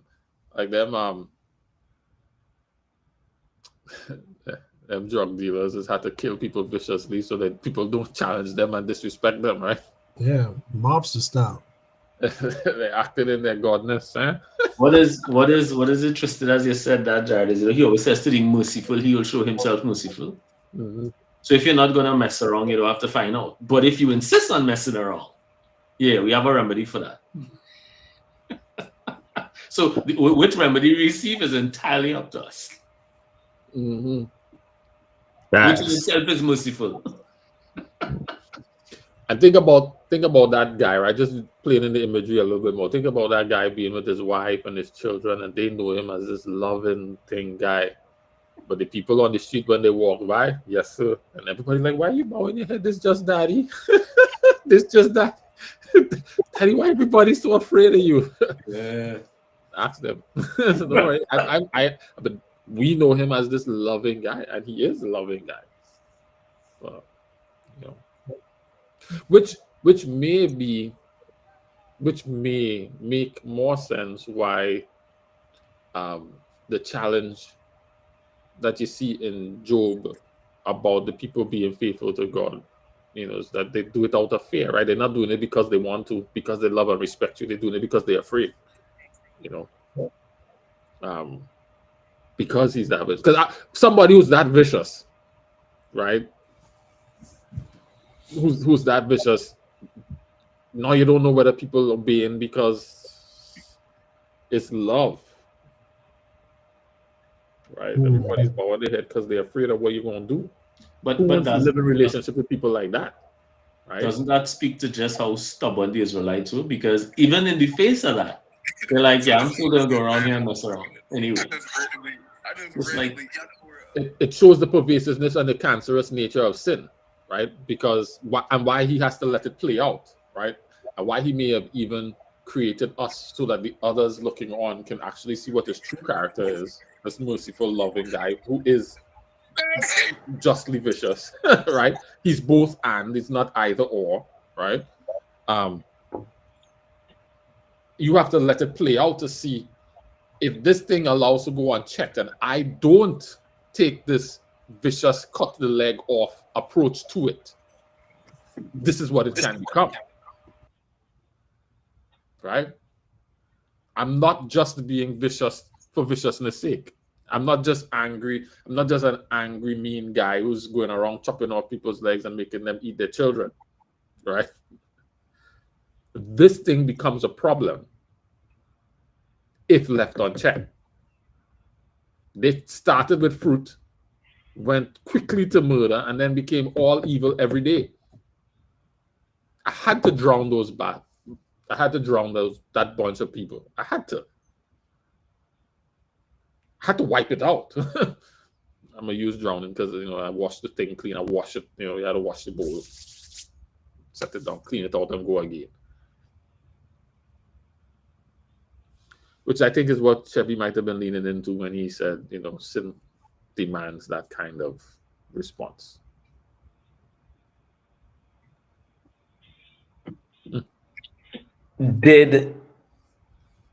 But you don't see that level of response as time went on. What do you mean? I don't know if I saw outside of the cross. I'm not sure I saw that level of the intentionality of that level of response to sin after that. It's not written that way. The record does not record it that way. The story of the Israelites shifts at that moment. And so we're no longer not just tracking, like the people who were capturing the stories with that view, right? God was doing this, God was doing that. And so maybe he did continue with the people that way, but it's not recorded in the scripture that way because the story, the narrative takes a whole different arc. It's not because it necessarily changed. But it's just not. It was captured differently, or what was captured had a different set of emphasis. Yeah, emphasis was a different syllable. Yeah.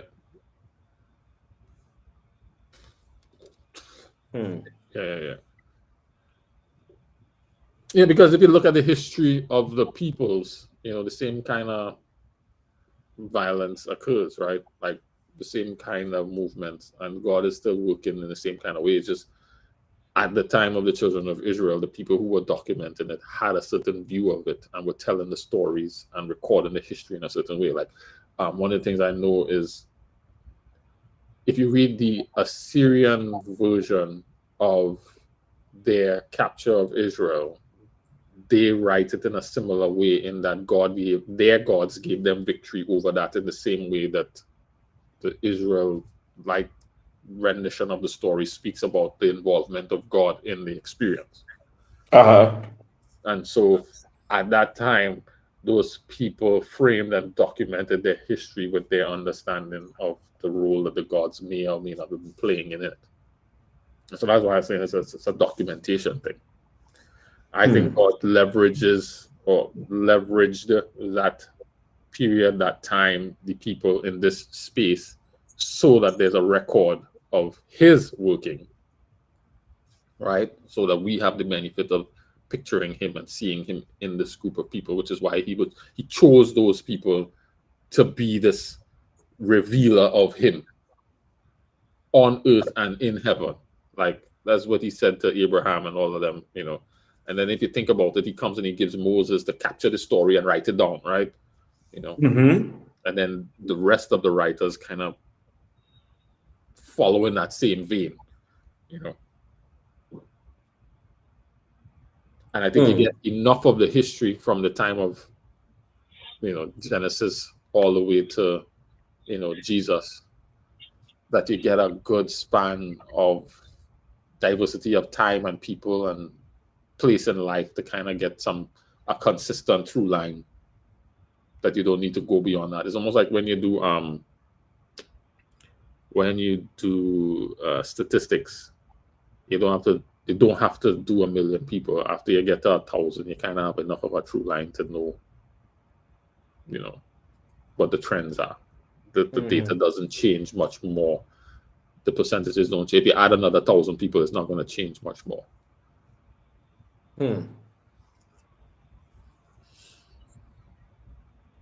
So it may be that kind of thing. Me.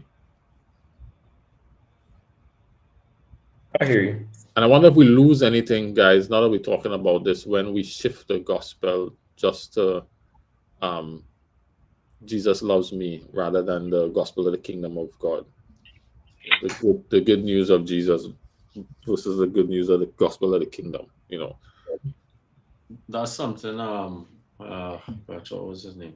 I don't know if you remember Pastor Pamfield, Marcel and theories that year. I remember he was big on this concept that if we shift it and we focus on legalism or gracism, what we're doing is adding or taking away. I remember God said, you know, if you add or you move even one jot or one tittle, he'll add to your suffering, right? You're basically lining yourself up for torture. And I think, sometimes we think if we adjust it, we'll make it more palatable to different groups, when, again, you're losing the efficacy of it because you're trying to water it down one way or the other based on the audience you're talking to. And I have seen people just speak the gospel as the gospel is, and, you know, black, white, brown, Jew, Arab, whoever, it's meant it back will be impacted by it without you messing with it. I guess maybe let me clarify my words, because the good news is about Jesus, and I don't want to say that the gospel, the good news about Jesus is a problematic idea. It's the gospel of salvation. We have shifted away from the good news of the kingdom to the good news of salvation. And I think that salvation is an element of the kingdom. And if you just pull out that element and you take it away from the kingdom, the good news of the kingdom, then it becomes distorted. So what do you understand the good news of the kingdom to be? So the good news of the kingdom is rooted in an idea that comes out, that phrasing is rooted in an idea that comes out of the Isaiah. Hold on, I have it written here. And so that imagery is rooted in a certain kind of messaging. That is a full thought, and which salvation is a small part. It's one of the reasons why it's a thing you have to discuss and can't just say in a sentence, because there's so many different parts related to it. But hold on.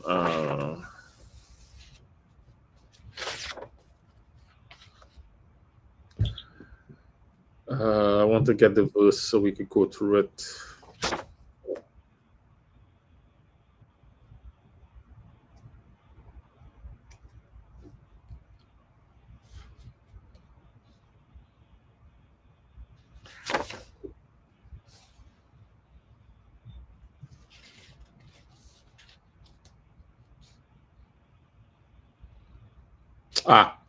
Isaiah 52.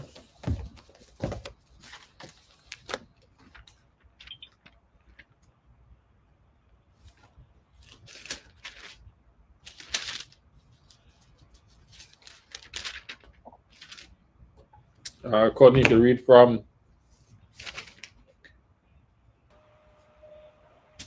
verse 7.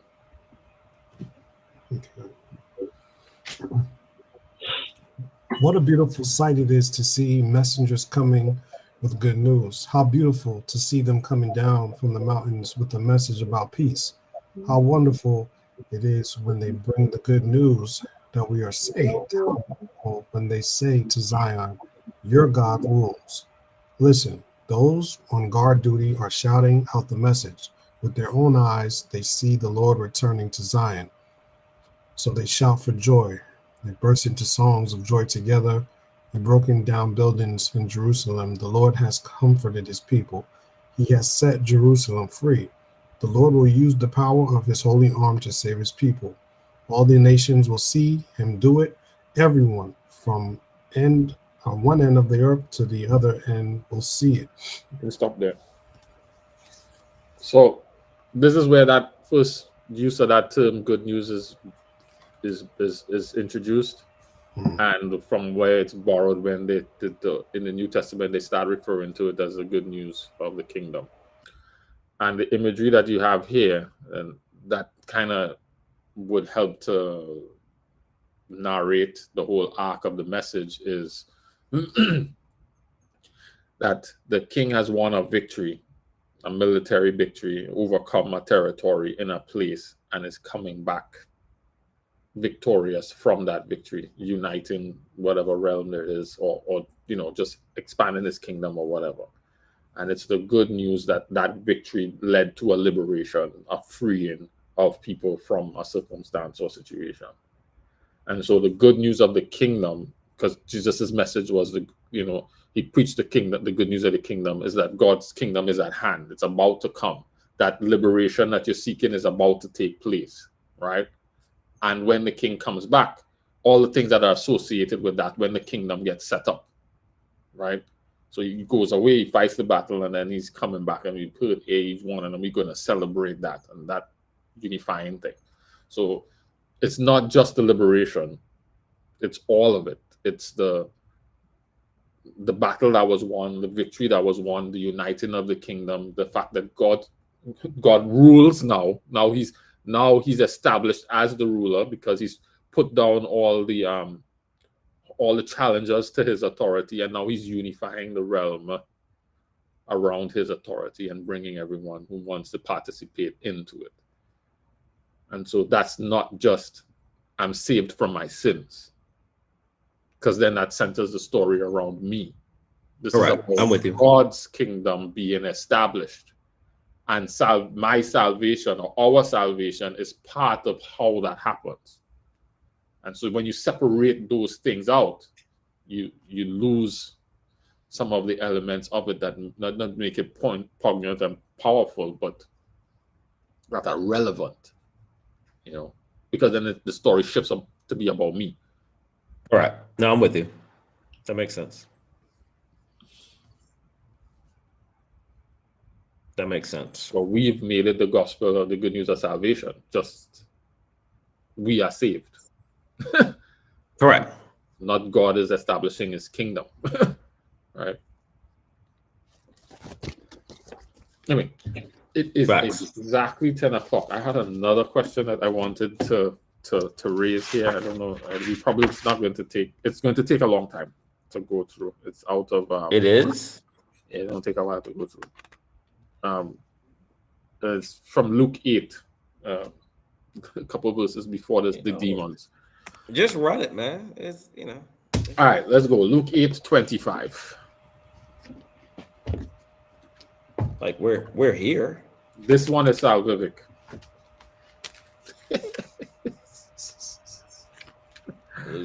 Luke 8:25, Courtney. Okay, it says, "Where is your faith?" He asked his disciples. They were amazed and full of fear. They asked one another, "Who is this? He commands even the winds and the waves, and they obey him." I'm gonna read what I wrote here as I reflected. It said, I'm trying to better understand this concept of faith.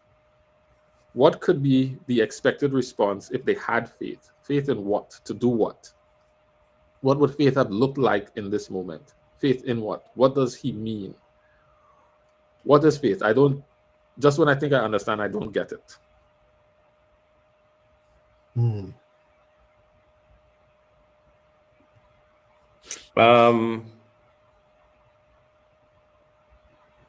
mean, if you read the whole story, they sleep on the boat. Jesus is asleep on the boat. The storm comes. They wake up. They come to him and wake him up and say, Master, Master, are we going to drown? And they were like, where's your faith? They were like, well, who's this? He commands even the winds and the waves. So if they had faith, what would they have done differently? Well, wasn't it, what's the word, Jared? Is pistis? Pistis, yes. Faith that trusts and trust that acts, right? Right. Or faith that belief that trusts and trust that acts. Correct. Believe that trust and trust that acts. Right. So if you really have faith, the actions you took would be different. Because here it is. He starts off the conversation by saying, we go into the other side. So regardless of what you encounter on the other along the way, you know you're going to end up at the other side. And the example he is setting is, my boy is asleep. Water's coming into the boat. They're probably trying to bail out the water, whatever, but he's asleep. So if he's unbothered by the situation, the storm isn't a surprise to him, and you have faith like him, why are you bothered? No. That sounds good, but I mean, we know in reality how difficult that could be to walk out, right? But I think that's the crux of what he was getting at. If you really have faith like me, follow my example, and what you should do is what I'm doing. You may not be sleeping, but you should be relaxed, right? Faith like me or faith in me? And I guess that's where I'm trying to... Faith in me. Right. Faith in me. Yeah. Why would their faith in him lead them? Because they came to him and said that they woke him up. Yeah. So they took action. But it's what's like the problem with their action? They were panicked. Yeah. If your kids, let's just say there's an earthquake, God forbid, and your kids see you cool and calm, walking, they're gonna follow your lead. But if you frantic and running all over the place like the sky is falling, they will also be prone to follow your lead, right? So it wasn't just that when they encountered a problem, they went to him. It was the manner in which they went to him. I think so. Because they went to him and they're upset. They're like, bro, we gonna die and you sleeping? Yeah, I think if they had been like, hey, Jesus, can you stop this? Because it's messing up. It's a little bit annoying, yeah. But it's getting water in the boat. It's wetting on my clothes. Yeah. But it's to Jerry's point, is what they said, right? What they said was, how they were talking was they were talking in the spirit of their demise. They were like, we're going to drown, right? Whereas if you go back, and I think it was the previous chapter where you had the Roman soldier, the Roman officer person, right? God, he directly spoke about this guy's faith, right? And so these guys have it wasn't just here. It's multiple times throughout these gospels, or the gospel in these, where they just weren't acting on. Right? Acting on what? I guess that's what I'm trying to nail down. Their faith in him, like me and Jewel were having this conversation the other day about things. It was just like, if you truly believe God is who he is, then why are we having this conversation? If we've seen him do, like, I can go back and see what he's done in my life time after time after time after time after time, then why am I actually now worrying about this time? Right? And so at that point, I have to say, it is no longer whether or not he's it's whether or not he's going to do it this time. Right. Right? And if he chooses to, that's great. If he doesn't, it doesn't change who he is. But the reality is like these guys went into this boat. They were in this boat and they woke him up and they said, "We're going to drown. Get up." Isn't that so why? What do you mean you're going to drown? Isn't that evidence of that they trusted that he could do something about it? Was that again? Isn't the fact that they woke him evidence that they trusted that he could do something about it? No, I think like Lorraine, but that's the thing. They're panicking. But it's not about he can do something about it. I think it's what Jerry's point. Like I just told y'all about, we're going to the other side. Right. So whether I'm asleep or not, we're going to the other side. Right? It was Paul in the boat. Like I told you, you're going to be here. So whether you're shipwrecked or not, I told you you're going to be here. How you get there may differ than the idea that you had on you getting there, but I told you you're going to get there. That's like so what are we talking about? That's you like, panic because that's not what it looks like to you.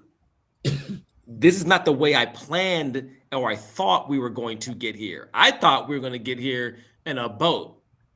But I mean, you might get there hanging onto a log, but the reality is I told you you're going to get there. That's it, in my opinion. Sorry, Lorraine. No, you're good.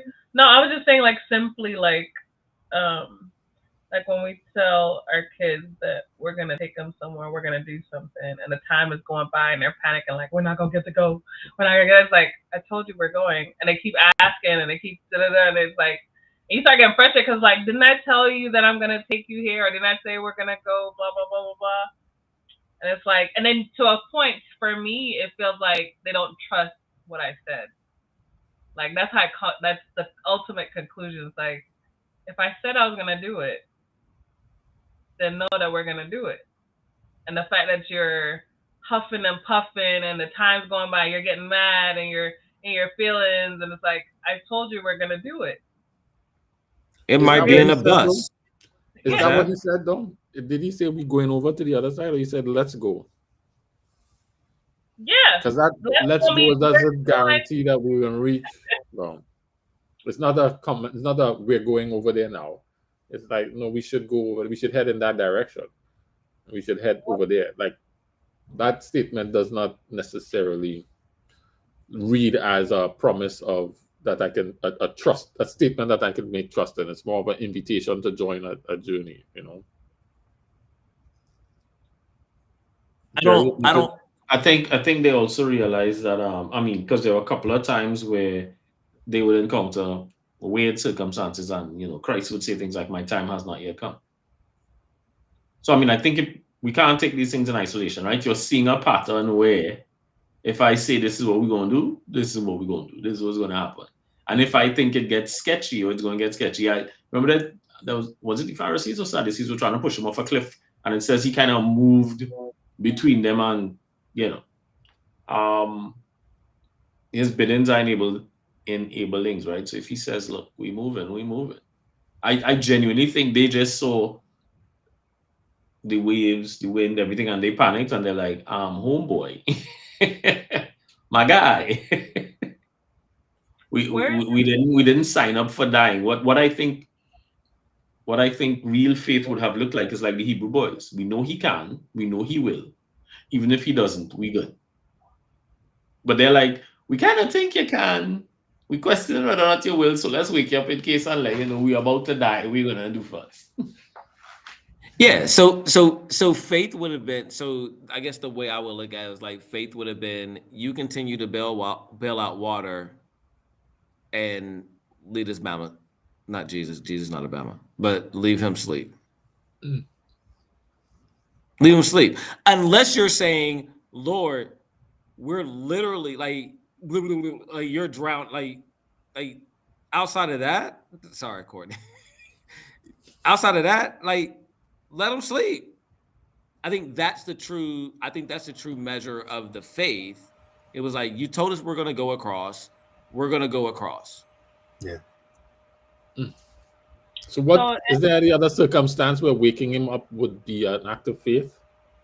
But in Matthew, no. In Matthew it says, "Why are you afraid?"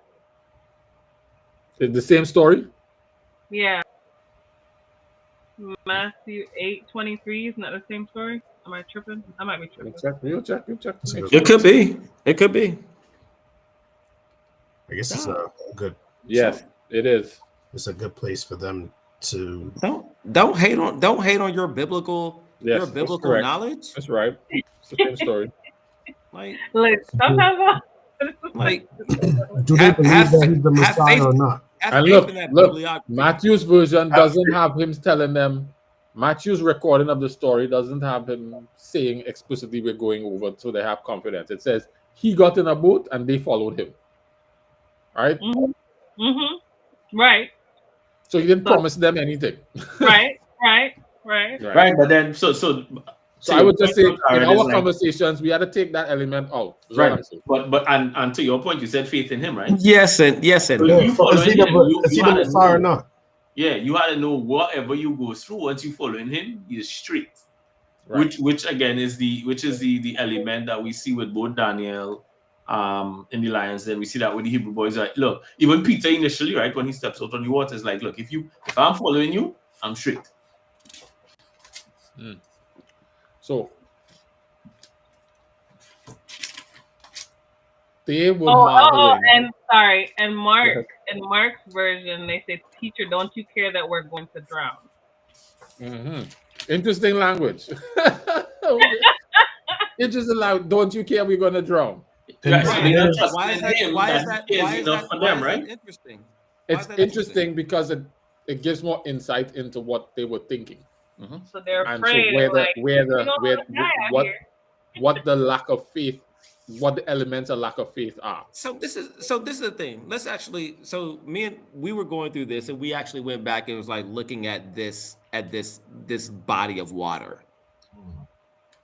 This body of water. It was very common for storms to actually come up very quickly.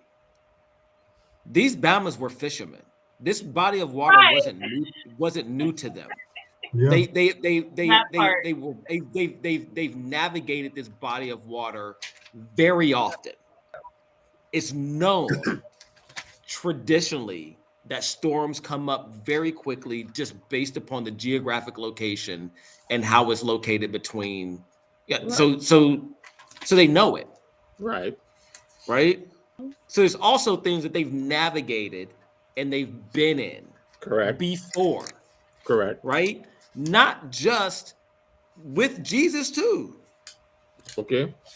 So there's all these different things that come with this. Right? And I just don't. I think doesn't that make their claim a little bit more, significant, because it's not they're accustomed doing storms, so they're not really fazed by storms. This storm had to be a real special storm for these seasoned fishermen who on this body of water that they know has this tendency to be panicked the way that they are. Like this had correct, but then that means they're trusting in an outcome. Or the way something seems rather than trusting in him. Right. If you trust in him and in his care and concern for you, why are you panicking? Well, Mark, I would say, go ahead, Lauren. I was saying Mark 4 said, but soon a fierce storm came up, high waves were breaking into the boat, and it began to fill up with water. So it's legitimate. They thought they were going to drown. But once again, you knew who you had in the boat. And there's not a group that on the water would easily panic. Right. There's a seasoned group of fellas, right? So, but you have the Son of God on the boat, right? Yeah. So let's go there. Jesus, Matthew and Mark captured them as saying, "Who is this that man, the winds right. and the waves they were terrified obey him?" So what it is that they likely had a broken understanding of who this guy is. So while they may have faith in him, yeah. Yes and no, right? I understand that, but the reality is that he's also going back into the previous chapters. He's healed people. He's talked like he's demonstrated who he is and who is that? Who has he demonstrated himself to be? I mean, let's go back to Luke 7.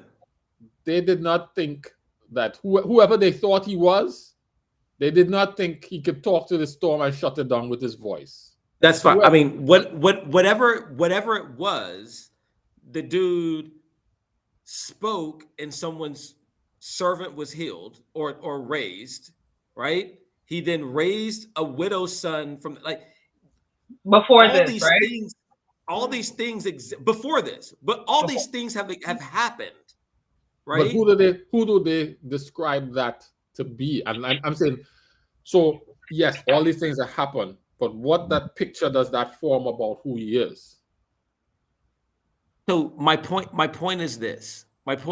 So I was having this conversation with Jewel, me and God, a couple days ago. And I was like, I know who you've been to me and with me. And we have a friend of ours who is, she's been sent home, and they don't expect her to live from cancer. And the conversation I was having with God, it was like, I know what you've done for me. Now, you haven't like restored me from cancer or anything like that, right? But I know who you are as the creator, right? And I know what you have done, not only in my life, but in other people's lives, right? We read in your word. I've spoken to people about like all these different things, right? You have the ability to heal. So my question, I don't question whether or not you can heal, save, do all of that. Just a matter of if you're willing to do it now for this particular situation. I think that's the faith that he expected them to have. That's the faith they expected him to have, because it's when I talk to the girls, I talk to them in templates. Like it's not necessarily going to be, this situation is going to be comparable to this situation, but I know that if you can do it here, you have the ability to do it here, right? I can run on a track a mile, right? But because you can run on a track a mile, then you can probably run a street a mile. It's not the same as a track, but it's a street, right? And so if you can do this here, I know you can do this here, and we've seen it, right? And he keeps having the same conversation with these Bamas throughout, because he said the same thing when he was feeding the 5,000. He said, like, why do you not believe in who I am and what I have the ability to do? That's like he just kept talking. He kept talking to them about what is that? And I'm asking that because that's the thing that we all would have to settle into as well, right? Believing who he is. Who is he? Or who should they have understood him to be that would lend them to trust and then act on that trust in a situation like this? Because that identity is the basis of the faith, right? Absolutely. That's the thing on which the faith hinges. Absolutely. And that identity would be impacted by my perceptions, would be impacted by, what did I have here? By my trauma, by trauma, by distortion, by all kinds of things. Yes and no. So I'm trying to think of this like very, very. Let's go back to earlier. Ezekiel. Yeah. My perception of God is a controlled God, right? This picture looks like somebody who's flying off the handle and angry, right? But that's not their perception, because they left what they were doing to follow him because there was something different. So their basis they of did where not they're starting perceive is different. that he had control over the sea and the land. That's what they said. That's a they whole did different. not perceive that. I'm not saying all the things that they saw, they didn't perceive that it extended to the control over the elements. I understand that, but what he's saying to them is that you see me do this. Like, why would you think that I can't? Like, why would you think that I can't control this when I can heal a Bama that's not even here? Yeah, or raise the dead or whatever. But Jared, I think to your point. I think they know how the story ended. They don't know how that story ended. No, they don't know how it ended, but I think that's it. He's giving them examples. So he's putting them through things so they could understand who he really is. 100%. Right? So you thought I was only this. Now I'm going to allow for a situation to rattle your cage a little bit so you can see, wait a minute. Not only can he do this, he can do that. Who is this dude really? And I think sometimes that maybe that's a lesson for us, because we face trying situations, and we might go panicking to God, and it's just for God to demonstrate to us who he really is. Absolutely. It's like you always say, right? Lordship. Lordship means he's Lord, not just like you, but of every. But I think there are levels though. So like based on your walk, like, okay, so you saw God do X. So your realm of what he can do is tied to X, right? Then you see Y, you're like, okay, so open up bigger. He can do this thing. Okay, or somebody tells you something else that happened, and I'm like, okay, so he can do this. So I feel like the boat situation was just another level that they had not seen. Because if I saw somebody suddenly make a thunderstorm happen, that's different. A human being that I've been walking with, and I've seen him do some stuff, but that's the heavens. Like, I done seen you do stuff. Yeah. Yes and no. Like, if I'm walking with you and you do this, like you heal somebody that I know has been this way, I'm already like my brain, I'm already like, what else can this Bama do? So I think those are good arguments. I'm going to lean a little bit more into the identity thing, because that seems to be what the problem was. Identity. What do you mean? The identity of who they say, like, what kind of man is this? Who is this? Who is this? Right? And who is this is a statement of identity. And I think you said, Jerry, you said he's Lord, but I think they think he's Lord of us, but not Lord of everything. Right. And if he's Lord of everything, then everything is in his purview and control. Yeah. Everything. Right. And he now is, because that's what he was saying. He's Lord of the Sabbath. He could forgive sins. He's Lord of life and death. He could heal. Like, he is. But I think they may have thought of him as just Lord of them, their master. Because if somebody's just a master over you, they just have control over your realm. But taking him out of just being master of me and master of all is a whole nother. But I'm not sure that they perceived that. But so if you go back, was it Luke 5 where he was the one where when he first met these guys, and he's the one that said, cast your nets on the other side. Fair enough. Right? And then the joints filled up, and immediately there was like, okay, you're it. So they believed what they didn't trust, what they believe. And we see it repeated often, right? And I think that's why God is, Jesus is stressing this, because you keep seeing the same thing repeated often, even with Peter when he's outside the boat. Like, and we had this conversation a few weeks ago on here. Like, it's the same thing. He's just constantly saying, like, do you actually know who I am?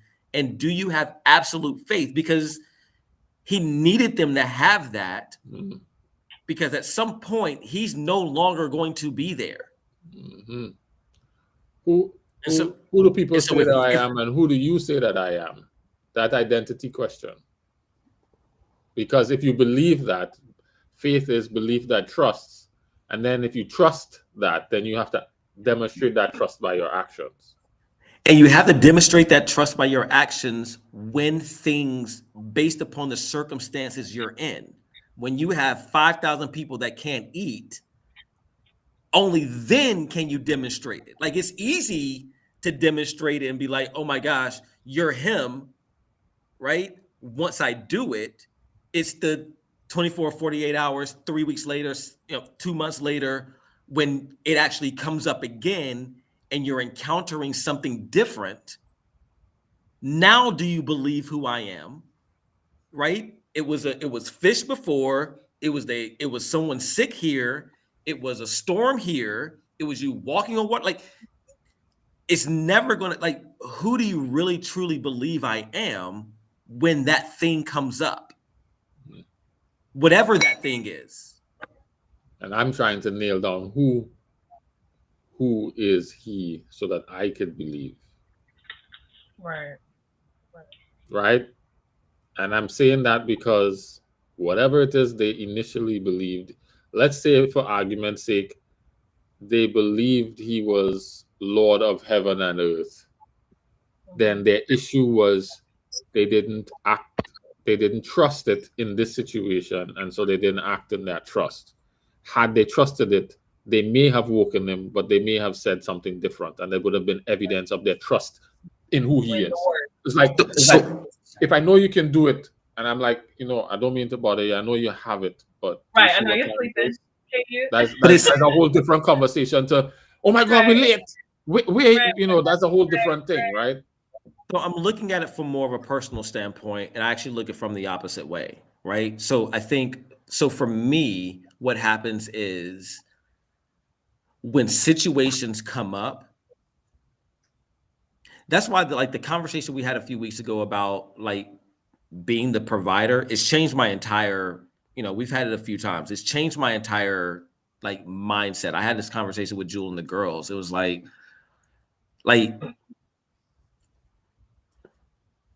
and I think men primarily,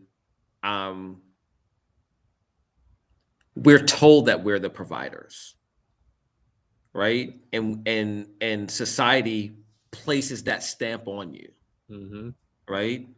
But the reality is that you're not. Like, he provides, right? And so when I'm going through these things, the natural thing for me to do is to always try to figure it out. Right. And so I think that these guys, especially when you have a particular skill set in a particular, like, these guys are fishermen. They know the waters. They know this area. They know what's supposed to do. When this happens, they do this. When this happens, they do this. They know how to solve for, right?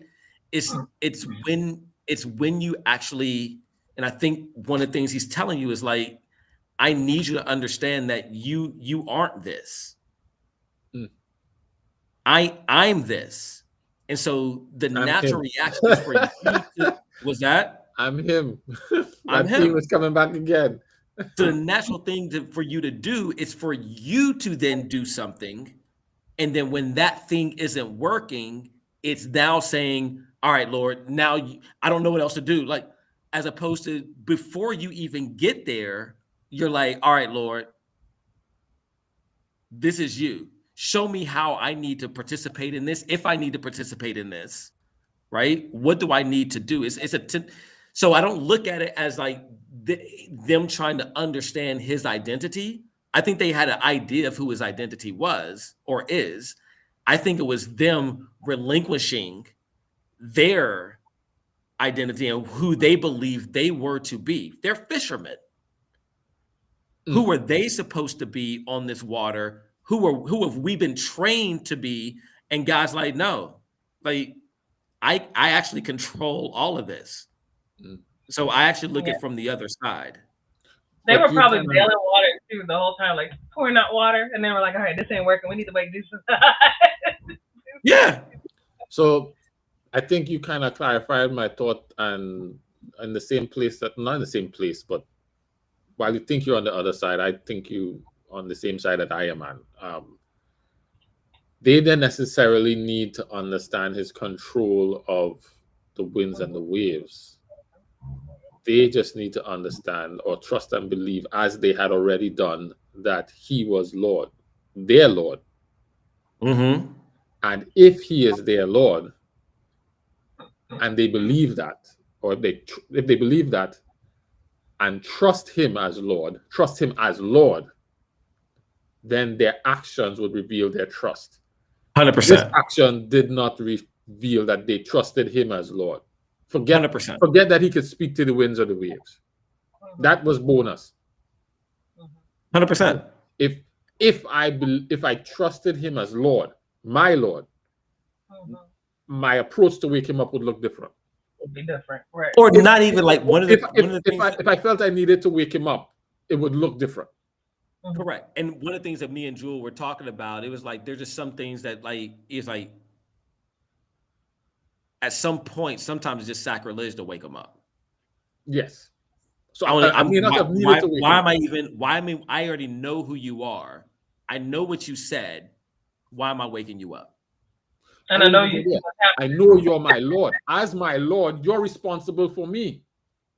Right? There's nothing. Forget what you said and done. If I believe you to be my Lord and the Son of God, so let's add that. But if I believe, because I'm going to that because, Lordship is the key on which all of these things kind of hang, right? Believing Jesus to be Lord and then putting him in the Lordship position.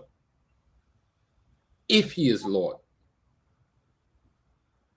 as the Son of God, then I need to my trust in that would then inform my faithfulness in temptation, my faithfulness in trial, how I handle stress. Yeah. Like all of those things would be guided by the trust in his Lordship. And his Lordship and go back to your situation with the cancer, my trust in his Lordship would be, as Lord, he may feel like this is what is needed, but I trust that. Right? Because I trust him as Lord. Or I also know that you can completely restore. Right. Yes, you can completely restore, but as Lord, whatever it is you want in this, I trust, and I'm okay with it because 100%. I trust you as Lord. 100%. I yield my will to you as Lord. As Lord, because I know that you can do this, and because you can do this, if you don't do this, then there's a reason why. I would go a step further to say,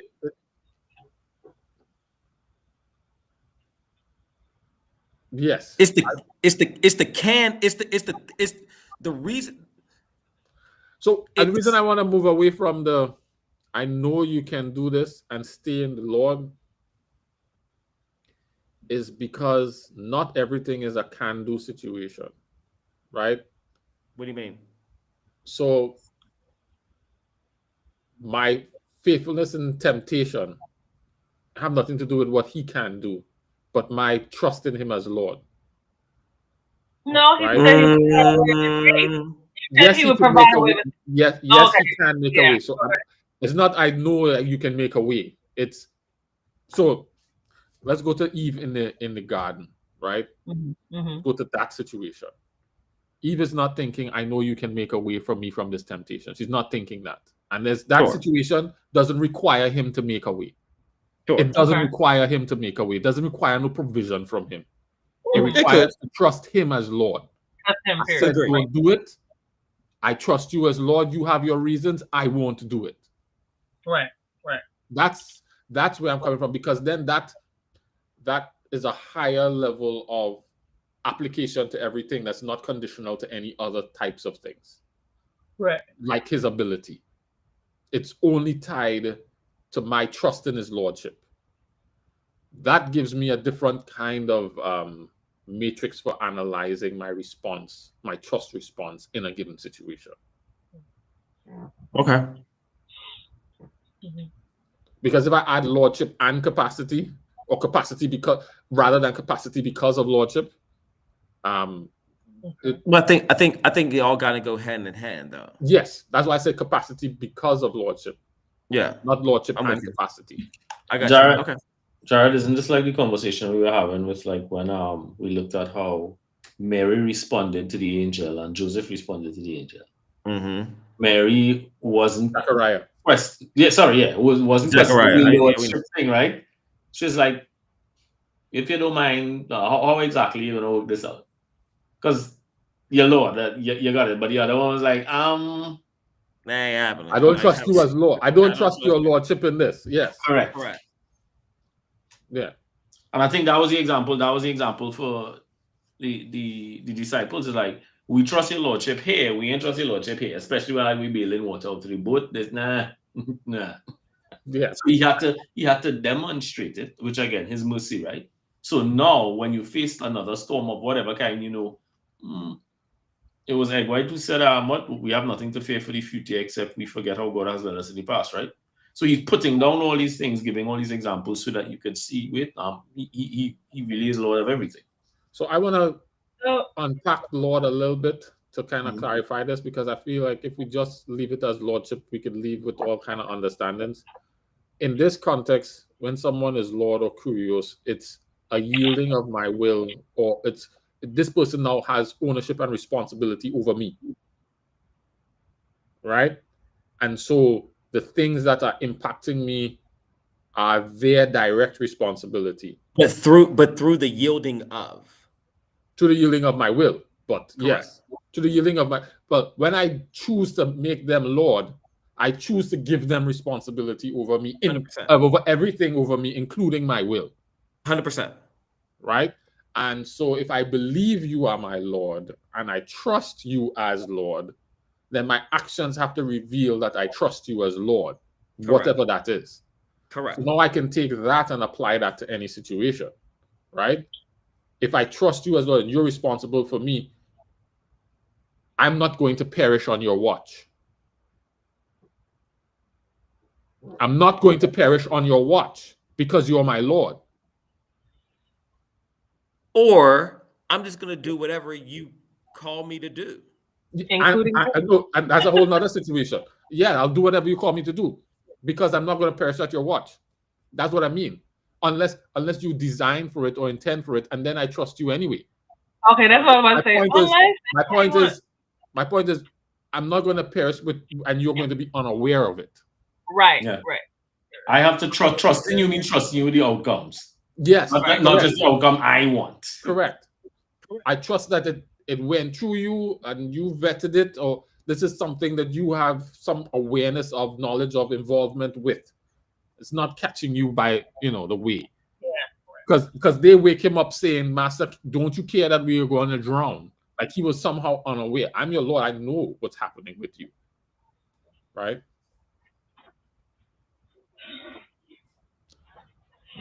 The reason I'm going here is I'm trying to make sure that when I am wrestling does this reveal that I trust him as Lord, what that actually means and looks like. That's not contextual for this situation, but don't fit over here. It needs to be able to fit everywhere. It's always, yeah. I think that he works with us in templates.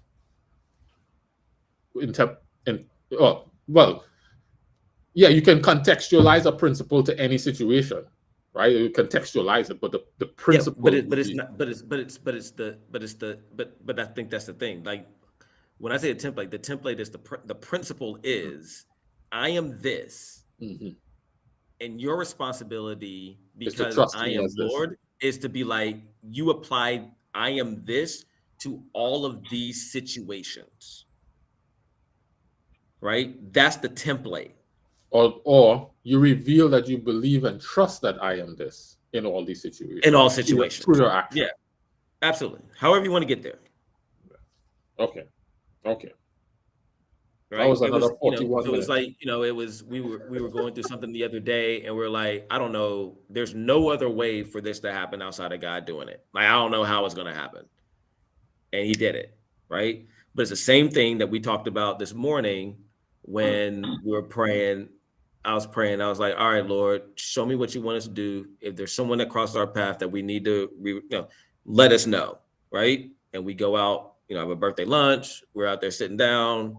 We get up. This lady comes in and starts asking us for money. And I was like, I actually have no cash. And she was like, I just need baby formula. And me and Jewel look at each other and we're like, oh. We asked. Yeah, she is. And then she was like, there's a store up here. And we walk. And I was like, are we walking to Madrid? Are we walking to Barcelona? Like, where are we walking to? And we get to the store and it's closed. And I was like, it's closed. It's siesta. Like, it ain't open. And Jewel was like, no. Like, is there another store? And we walked to another store. She got her thing, and it was like, and it was that. It was like, all right, so it's not going to look like trust that acts. Correct. It's not going to look like what you thought it was going to look like. You didn't know you were going to walk 27 miles to get to the store that you needed to get to in order for her to get the baby formula that she's asking for. But what you prayed for was, Lord, today, if there's someone who needs something, show us and provide us with the opportunity. Mm-hmm. We had the time, we had the resources, and now we just had to, we actually had to do it and act on it, right? Believe that, trust that. And it's no different than the other things that we're trusting God to do here and there and whatnot. It's just like, are you truly going to be Lord? And are we going to look at you as Lord in all of these different things? Right? And it's going to look different in many situations, but the consistency is going to be, do you trust me? Mm-hmm. Are you going to allow me to be the provider? Allow me to be your resource, mm-hmm. and to provide you the resource to do everything that you need to do. Mm-hmm. And maybe it got to the point where I get there and my card declines. My trust is that my responsibility was to lead her there, and then somebody else was going to pick up the tab. I don't know. But what I do know is that I asked for you to make me available for this. Mm-hmm. Mm-hmm. So I'm gonna lean in a little bit more, thanks to you, Kenrick, on what is it that I need to believe. And I'm going to all of these situations. What is it that I need to believe? I need to believe that Jesus is Lord. And then trust him as Lord. And then my actions need to reveal that I trust him as Lord. That is faith. Yes. It's not belief in his capacity necessarily, but belief in his lordship. I think they're both tied in. The reason I say not belief in his capacity, yes, they're tied in. But if I start believing in his capacity, when he chooses not to do, it shakes my thing. When I'm, as opposed to, it influences my trust. Now my trust is in his capacity, not in his lordship, right? I see what you're saying. So my trust now is in his capacity, not in his lordship. So it's when my girls ask me for something, right? They say, hey, can you get this for me? Or can I have money to do this? Their question isn't about whether or not I have the resources or the money to get it to them, right? I may say no, and they don't question whether or not I have the money. They question like, okay, so why is he saying no? Correct. That's what I'm getting at when I say I believe that he is Lord.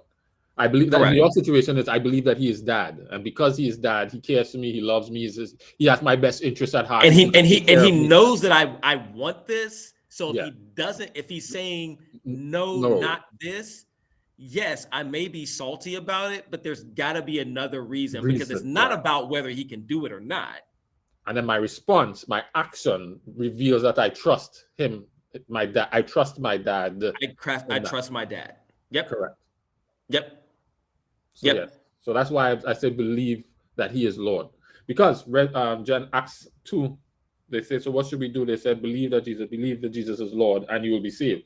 Like the whole, which is another reason why, Jerry, the kingdom thing is so important, right? Because what we're doing is when we believe that Jesus is Lord, he has now authority over the kingdom, and now we are trusting and obeying him as Lord because we're now yielding to him. So it's like it's all tied into that kingdom idea. And all of that gets, blurry if it's just about my salvation. Yeah, because you start, and that's why some people start thinking that God saves us not from sin, but in sin. So you say, I could do what I want, and like I said, just keep sitting repenting, and it's all good. But if I'm trusting, if I understand that this is part of the kingdom and his kingdom comes, I have to represent embody what that kingdom coming looking like, which is there's a king and I'm his servant. Correct. And I yield my will to him. Which is one of the reasons why I get, I get passionate about like allowing God to be God. Like it's not going to look the same for everybody. Right? Because he actually needs Jerry, Lorraine, Courtney, Jared, and Kenrick to be different based upon where they are. And I'm placing you here to do A, B, C, and D. And that's why you're here. And it may be for a season. It may look different in 6 months, 3 years, 16, 10 years, whatever it is. And it's like, how much are you going to trust that I am going to provide you everything you need for this particular thing at this particular time? Right? That's funny though, Kenrick. We read stuff in black and white all the time and we still miss it, right? He says, he who will work in you to will and to do. How he's working in me is based on where I am, who I am, all of that, which might be different to you, which might be, but we still try to. Correct. Or we try to be him to everybody, right? We figure, all right, this is what you being like God has to look like. Yeah, because you have to formulate things, you have to standardize things, you have to do things because that's how much kind of operate. But I was like, I read too much in the Bible. If we stay as small groups, we don't get into that mentality. But it's when you try to do this whole, correct. And it's, and I'm not even saying like, if you're truly allowing God to be God, you can do it in the large groups, right? Yeah. But you have to be. You have to let him be God, and it's not about. You have to let him be God. Structure. It's like Gideon, right? Or David when he's counting all the men, and God is like, I got this, even if it's just 300. I got this. Yeah. Or I don't even need you to count. Like, just know I got this. Yeah. You play your position. Let me be me. And as a true provider, and I think those are things that he kept trying to teach them, right? The feeding the 5,000, they were just like, there's no way we can go to the store. There's no way we have enough money. There's no way. It's like, I don't need you to figure that out. Like, I'm here. Let me provide. You play your role and just distribute.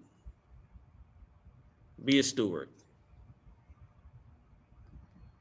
of what I provide for you. And then you'll have 12 baskets left over. Like, it's just, those are the things that I've been kind of just, God has just kept pounding and pounding and pounding on me over the past year or two. Just like, stop trying to provide. Stop trying to play this role that I'm supposed to be playing. You know, it's funny though, Kendrick, doesn't it? Wouldn't it, when you get to that place, take a lot of stress, pressure, headache, heartache off for you? Because it's like all this stuff you've been trying to carry and beating yourself up about, you realize, oh, that's his job. That's his job. Let me just stay in my lane. And it's like and it's always been his job. Like you're the one that's been trying to put yourself in that position. Like he's always told you, like, no, dog, like this is me. Like, stop. You know what comes to mind? You know, as a kid, you would try to like put on your parents' shoes or clothes or something. You hold your dad's briefcase. You trying to be him, and it's like, no, you can't even fit these shoes. What do you do? And then what it's done for me is that I've then come to Jewel and been like, yo, this is where I'm at. Like, this is what I'm hearing. And for Jewel, it changes the way she looks at me, right? And then it changes the way she views God. Yep. Jared, right? Can you put that in the chat? I wanted to copy it. Okay. In the either one. In the WhatsApp chat? WhatsApp or the private chat. I don't know. Oh yeah, I'll do it in private chat here now.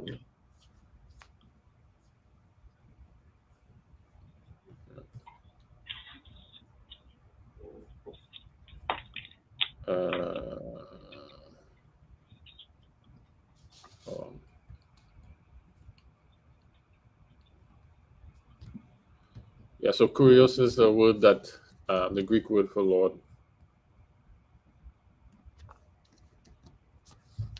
And so when we're talking about believing that he's Lord, believing that he possesses rightful authority, ownership, and power over my life and all things related to it. And I trust that. And my actions reveal that I trust that he has rightful authority, ownership, and power over my life and all things related to it. That is the evidence of my faith. My belief in that. I'm saying it out loud for myself. I want to add this as well. Give me a second. No, not that. That's not what I want to add. So hide that. I want to edit this and add this.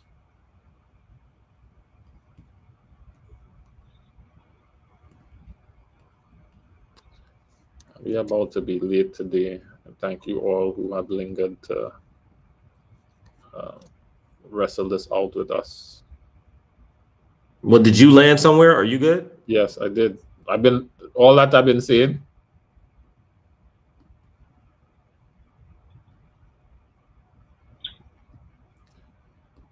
Yeah, all that I've been saying is me landing. Yeah, and it helped. And this kind of stuff helps people like Courtney when you think that Russell Wilson's going to be your savior, and you realize that it's Jackson Dart. That's actually like, it's like you just have to relinquish some of that control and allow. Thank you, Jesus.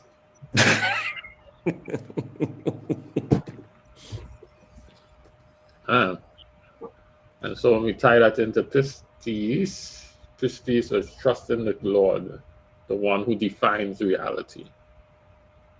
Faith that wavers does so because it hasn't really seen his lordship.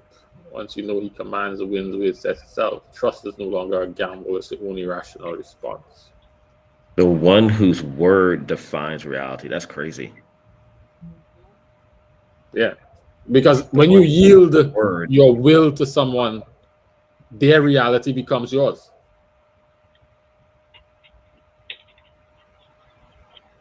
You are now saying whatever you say it is what it is. I don't have a thought here, because once I start having that thought, now I'm contributing to the definition of reality and either putting you on your level or becoming your superior. Dude, that definition is crazy.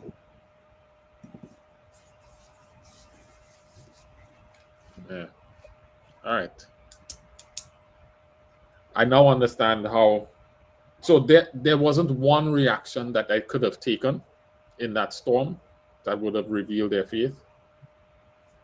but any action that would have had them trusting in his lordship over them in that situation would have been. So they could have waken him up. They could have left him asleep.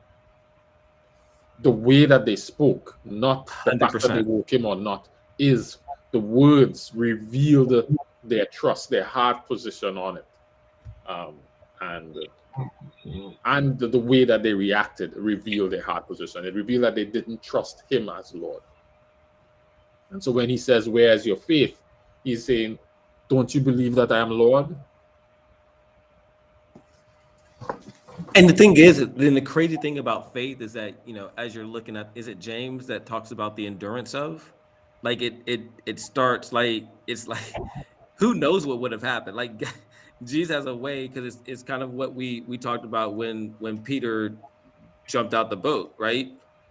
There was faith for Peter to jump out the boat. It was the endurance of, right? Are you going to maintain Continue that? to trust. Continue to trust as you're going out. So it's like, it's all of those different things. And it's, I won't use that example, but the example I will use is, it's the endurance is the strengthening of your, your breath, your lungs, like as you're running, right? And you're working out and you're doing this. And the more you do it, the longer you get. I mean, the longer you can go. But the problem is, it's like, there still comes a point in that longer you can go where you hit a wall and you got to keep going so you can get past that wall. Like it never ends. And so you don't know how far that trust has to go. That's it. Endure till the end. But it doesn't matter how far that trust has to go, because to your point, is endure to the end. Like you just keep. He never changes in the process. So if that, if I got to keep running and keep running and keep running and keep running, I don't know when it's going to end, but at some point it will end. Right? I just got to keep running and trusting that he's going to give me the strength to do it. Or at some point, or you die. That becomes my default. So it doesn't actually end, but it ends. It doesn't end, but it's perpetual, because it's perpetual. That's all that there is. Correct. It's my default. That's what I lean into, trust, because I've made that connection so solid in my brain that now that's all that I do. Yeah. Door open. All right. But I appreciate you all indulging me for another hour on that issue. Oh, dang, it is an hour. Yeah. I told you not to do it. I told you not to do it. I said, just wrap it up, guys. Yeah, Kendrick. I'm going to ask you to pray now for forgiveness. Yeah. Sure. No, but for real, I'm going to ask Jerry to pray for you for your birthday today. Hey, for real. Yeah. Appreciate that, man. It's the year of Trump. The years of it's my Trump. It's my Trump year. Yeah.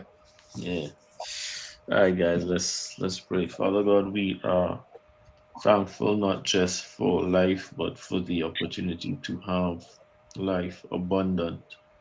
We pray that you continue to keep Kenrick and even all of us in health of body, of mind, of spirit, that we would prosper even as our soul prospers, and that you would help us to, well, not so much help us, but that you would work in and through us so that we would continue to become the people who would do all that you would have us to do, so that we may have everything that you have provisioned for us in this world and in the world to come. That's my prayer in your name. Amen. Amen. Thank you, Lord, for life. We are here every first and third Friday at 8 p.m. Oh, you know what we didn't do? I was going to say, you want to takeaways? We didn't do takeaways. Oh, man, I was so excited to bring Eric's birthday. I forgot takeaways. All right, let's go around the room. Courtney, you were listening a lot today, so I'm interested in hearing your takeaways today.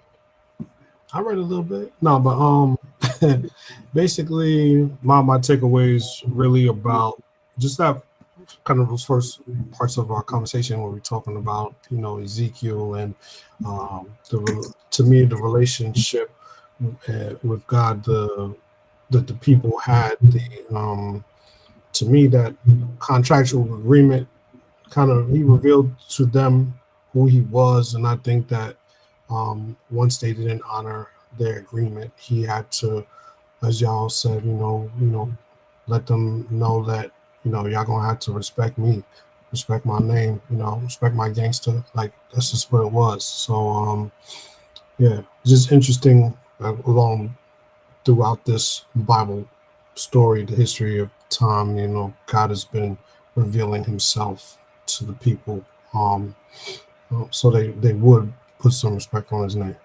Mm-hmm. Kendrick?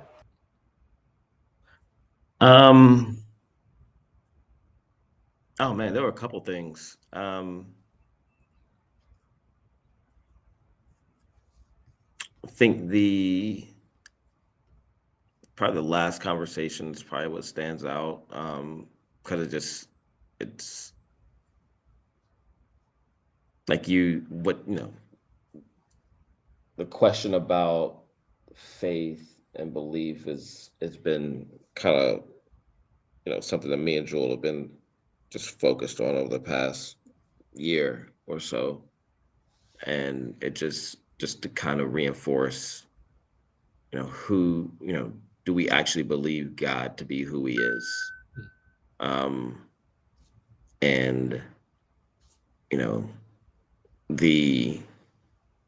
as I mentioned, like our friend that's dying of cancer, like just leaning into that. Those types of conversations are, and realizations, and I think we've all been through it on some level with some family member or whatnot, and it's just like just really leaning in. And so this conversation just helped just kind of just bolster and reinforce. Mm-hmm. Do you really believe who I am in the capacity that I have, so that even if I don't do it, like you don't question, like, I didn't do it for a reason, right? Or I'm going to do this, right? And so this just continued to reinforce that. Good. It was very, very, very timely. That's what's up. I'm glad you advocated for us to stop early then. Lorraine?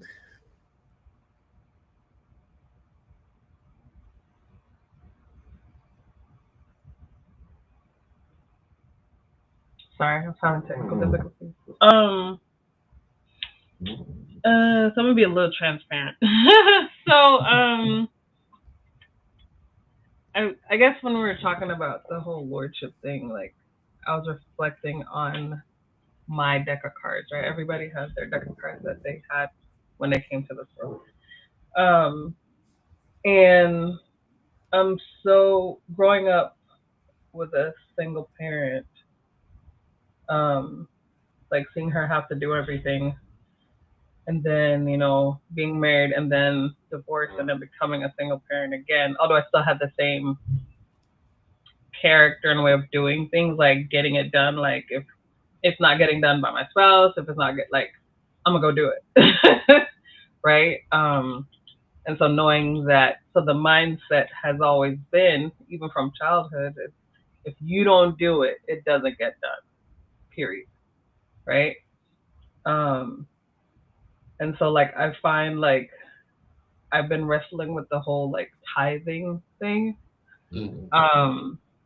because things are a lot more, they're more financially challenging.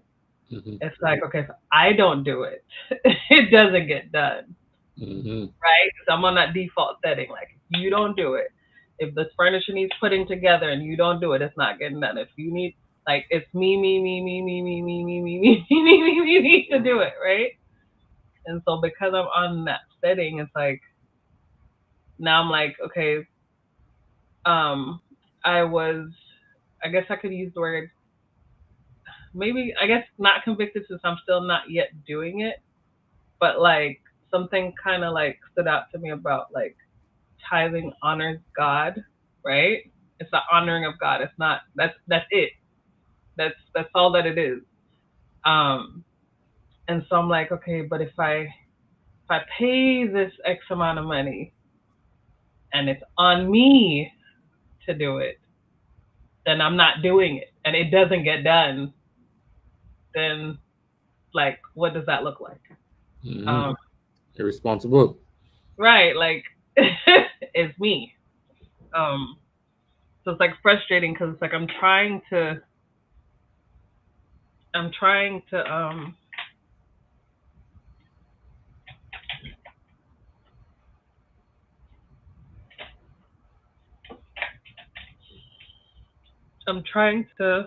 rest on him and remembering that he's Lord, but it's hard because, you know, a lot of people are like, yeah, prove me now here with save the Lord if I don't open blah blah blah blah blah blah, but that doesn't mean financial blessing. Does that make sense? Like, so it can be, but it cannot be. So it's like, okay, if I set aside, if my increase is not enough, and then I'm taking out of my increase to put it somewhere else, then it's like trying to tell myself like he's Lord. Like, is he Lord? And like we're saying, like if your actions and your words reveal who's Lord, and at the end of the day, I'm Lord. I'm it. I'm the one getting it done. You know what I mean? Like that's my setting. Like I'm the one getting it done, and if I don't do it, it doesn't get done. And I don't know how to, like mentally, I know what it's supposed to be and the mindset I'm supposed to have. But it's like I will go for like a short period and then I'll flip back to default settings. Like, okay, I got it. I have to take care of this. God will understand. He sees and he knows and he's aware and he's blah blah blah blah. So it's like that's something I'm struggling with. Like, how do I stay trusting consistently? Like, it's the consistency part for me. Like, it's very frustrating for me to fluctuate, to go back and forth. Like, I want to know that this is this and this is where I'm going and this is where I'm going to stay. And with this, it's hard for me because of my settings. I know it can change, but it's not changing fast enough for me because I know it, but mentally, but I am not putting it into practice, and I'm not putting it to practice in my word or my action. Because I will say stuff like, I have to do this. If I don't do it, you know, like those kinds of things. And like my actions communicate the same message. So it's like, oh, so you don't think I'm Lord. Got you.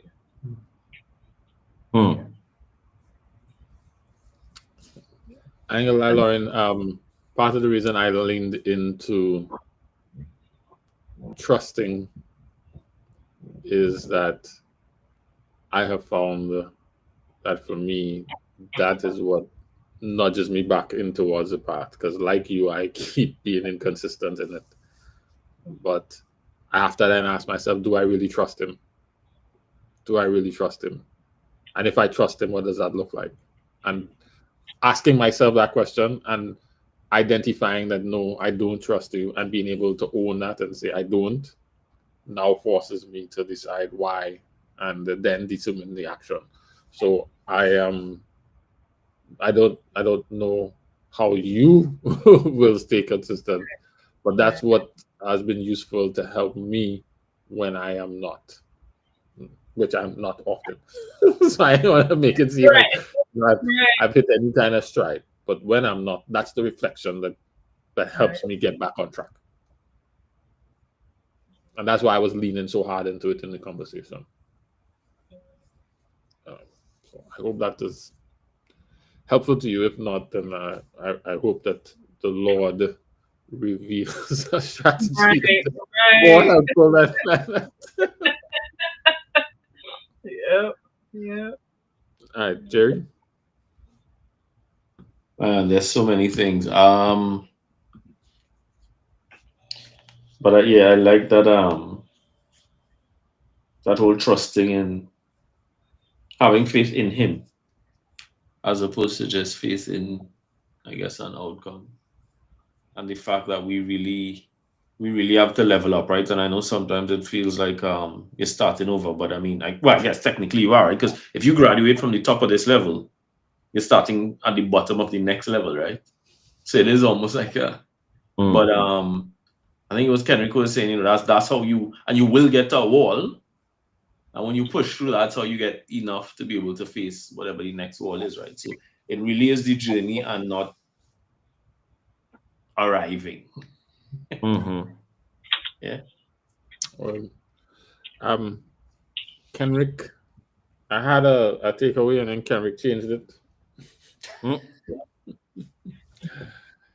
He started talking about who I am, and I had started having a thought, and I realized, okay, my takeaway is that the trust is not blind. Because when I was discussing before, my takeaway is that believe that trust that acts. I'm trusting that Jesus is Lord. I'm believing that Jesus is Lord, so I'm trusting Him as Lord. But that kind of trust can be blind and doesn't necessarily require, or that trust does not require, and I would go that route. It doesn't require comprehension. Cooperation doesn't require comprehension. But the relationship that He wants with us as Lord is that He reveals His character to us, so that we're not just trusting Him as Lord, but we're trusting Him for who He is as Lord. And so that now becomes my takeaway. Not just I'm trusting who He is, I'm trusting in who He is as Lord.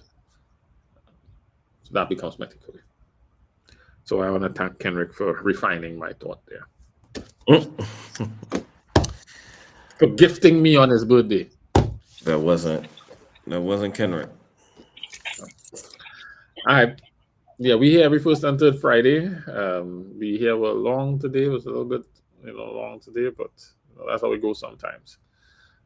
This month has 5 Fridays, so we're not here for another few weeks. The next time we're here is November 7th, because the day of the month is a Friday.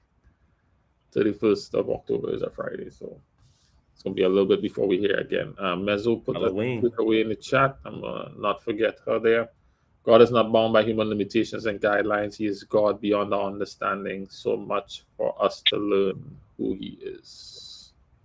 Thank you, Mezzo, for that. All right. Well, I would like to, allow most of you to rest up on the Sabbath day. Thank you for joining us. We're out until the next time, until November 7th. Drink up. Drink up.